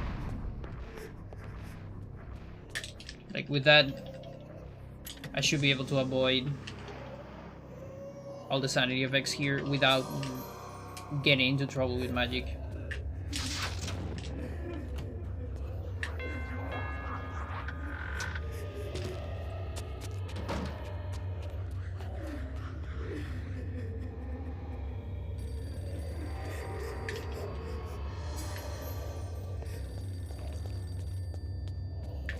Okay, we got a good sanity effect, so it doesn't matter. I don't even need to go for more.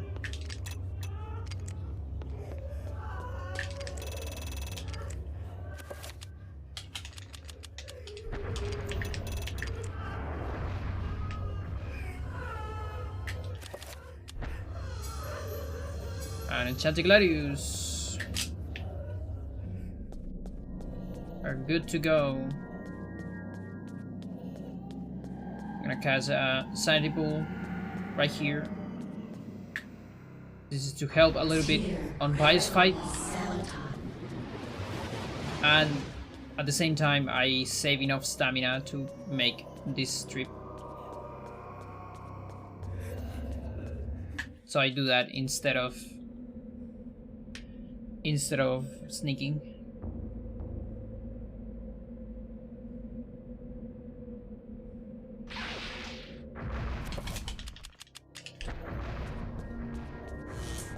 So that should be a dispel. There you go. I forgot to equip the Gladius on the dispel. I'll do it on this boss. Yeah, why not? Let's just save.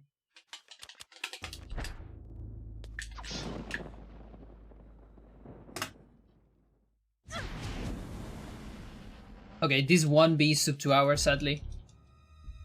There's no way I'm doing Pious below 3 minutes. But it's PV pace.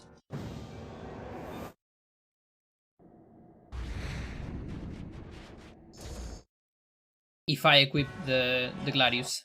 Let's see. Like the correct Gladius. But I think I did. Yeah, because it should be the first item.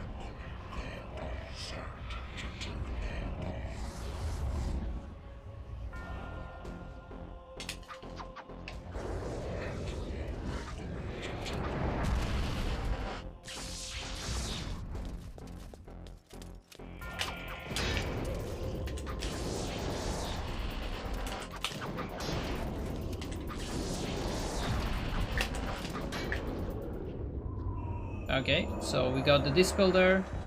We don't really care about that. The instant 9 dispel, instant 9 mantra dispel that Pies does to get rid of our shields.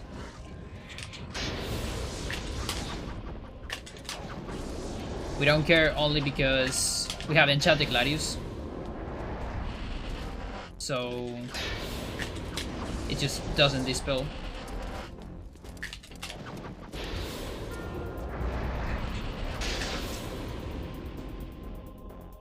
Cancel the spell. How does it feel? How does it feel to have your spells cancelled? Like cutscenes. I know that feeling way better than you.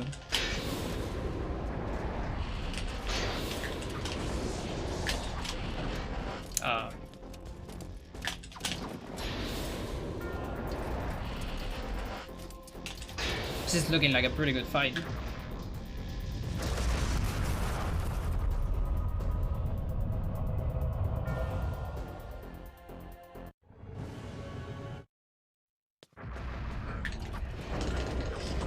Okay, it's a shield.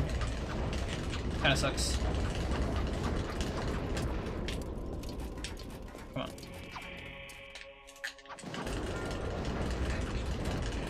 Okay, that's an attack.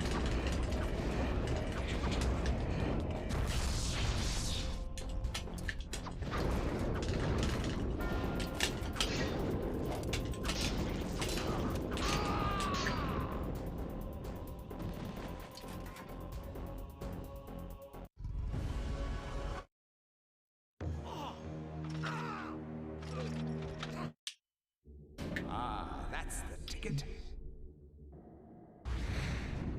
Seriously. Also, what? Just look at the sum of best.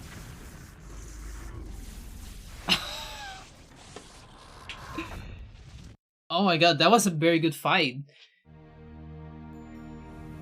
Like, what the fuck? It is Don't pay finally attention to over the minus 40 minutes because that's just because of the how the splits are set up. You have proved to be an I mean, it makes sense, but courageous young woman. Your mother and father yo, would Cherry, be how you proud doing? of you, But you made it to the just as end. I am. Don't worry, I'm sorry it had to it'll be be on like YouTube. this. It's not quite the inheritance I had in mind for you, but there was so little time. Not So with the much best to quality though. It's gonna be with stream quality, I will which miss is still fine. Because I forgot to do a local recording. Because I didn't have big stakes for this run actually. As I gazed up at the ancient I had brought into this world, Oh my god, this was so struck close by to it. sub 2 hours. The mistake was made clear. This ancient could lay the world to ruin just as easily as Pius's. Like I wasn't expecting such a And good yet, fight with as quickly as it began, the Enchanted Gladius. it ended. To think that once I could not see beyond the veil Well, that's of fine. reality. To see Next one, those I might do it on Settleta, behind. just to get some practice was once on a that fool. alignment. So I guess maybe this first sub 2 hours might be on Settleta.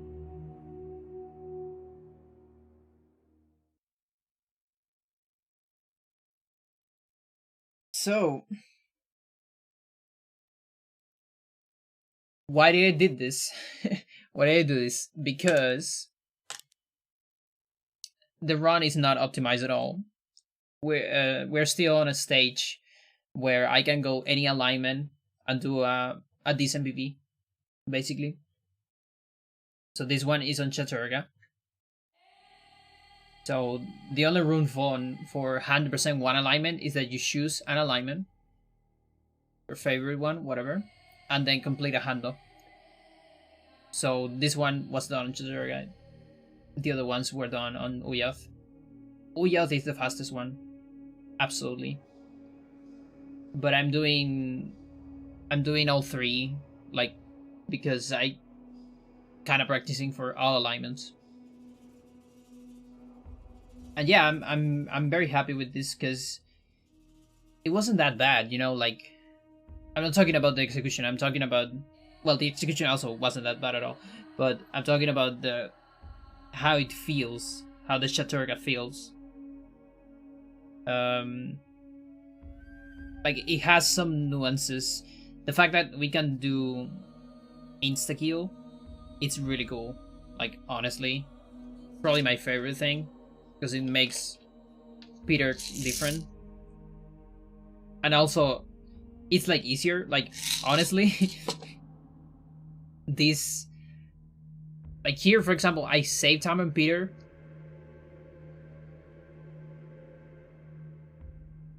Because on the other run I had to go back.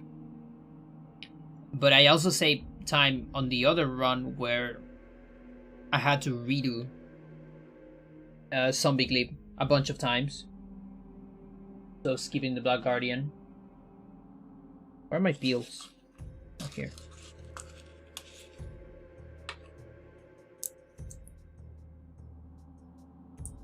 I have to go for more peels tomorrow.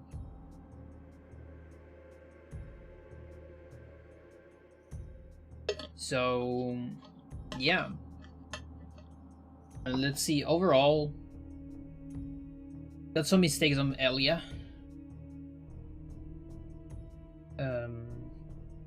Not that crazy, but some stuff. Anthony was clean. Kareem,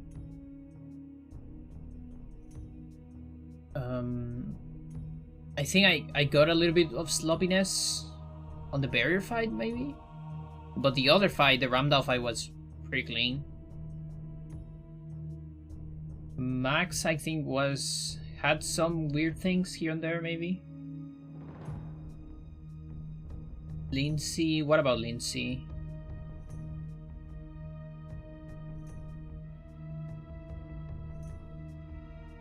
I don't quite remember Lindsay, honestly.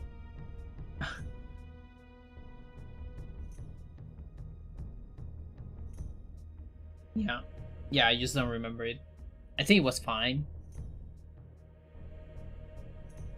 Paul was fine. Roberto, totally alright. Peter is fine for a first Peter with insta-kill in a while. And I kinda need to review what would be the best item to skip since we're getting the scroll. Like, I'm not entirely sure what would be the best, but I kinda had the feeling that is the one on the basement that is kinda far away. Then Edward. So, for example, this run got a big time loss on Edward because I tried to go for the technical route, but I failed, and so I had to do the old route, the classic route, let's call it. Legacy Edward. This is Legacy of Darkness. So that's kind of a big time loss. If you just go for Legacy strat immediately, you lose like 14 seconds. But if you try to do the other one and then fail, it's a bigger time loss, like way bigger. Michael was alright. Yeah, so it a pretty decent run, I would say. Oh, also in Edward, I missed the horror scroll, the summon horror. So that is a big one too. Sorry for that. I hit the desk. That's what I do. Anyway, I think that's gonna be it for me for today.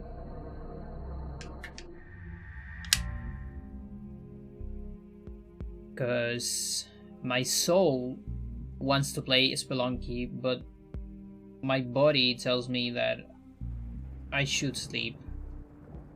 Or at least rest of the stream. So then I'm able to go for my pills tomorrow. Because the earlier I go, the better. Sometimes they run out of medication if you go too late. Kind of sucks. Like, that shouldn't be a thing, but I guess Chile and their limited resources, I guess. But hey, it's free. I mean, I pay it with my taxes, but it's better than paying the full price, for sure. So, thank you everyone for watching. It was a fun run, overall. I guess next time... Yeah, I think I can go for a Celta run. Why not? Maybe a sub 2 hour Zelda run, and I might finish it even if I don't get the sub 2 hours, just to get the practice. And then yeah, definitely expect more Spelunky as always. That's gonna be a constant in my channel because I'm addicted to the game. Not gonna lie. And it's one of those games that I can play no matter what, like I don't care. Oh, I'm talking about the Spelunky. Beanie is streaming Spelunky, so I'm gonna send you people there actually.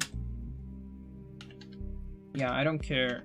He already has 1 million viewers, but who cares?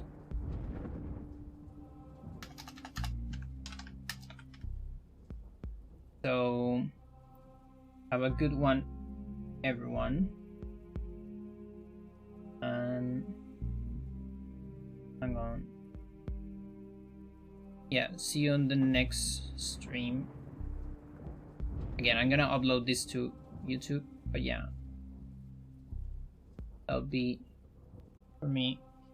I'm gonna close this thing.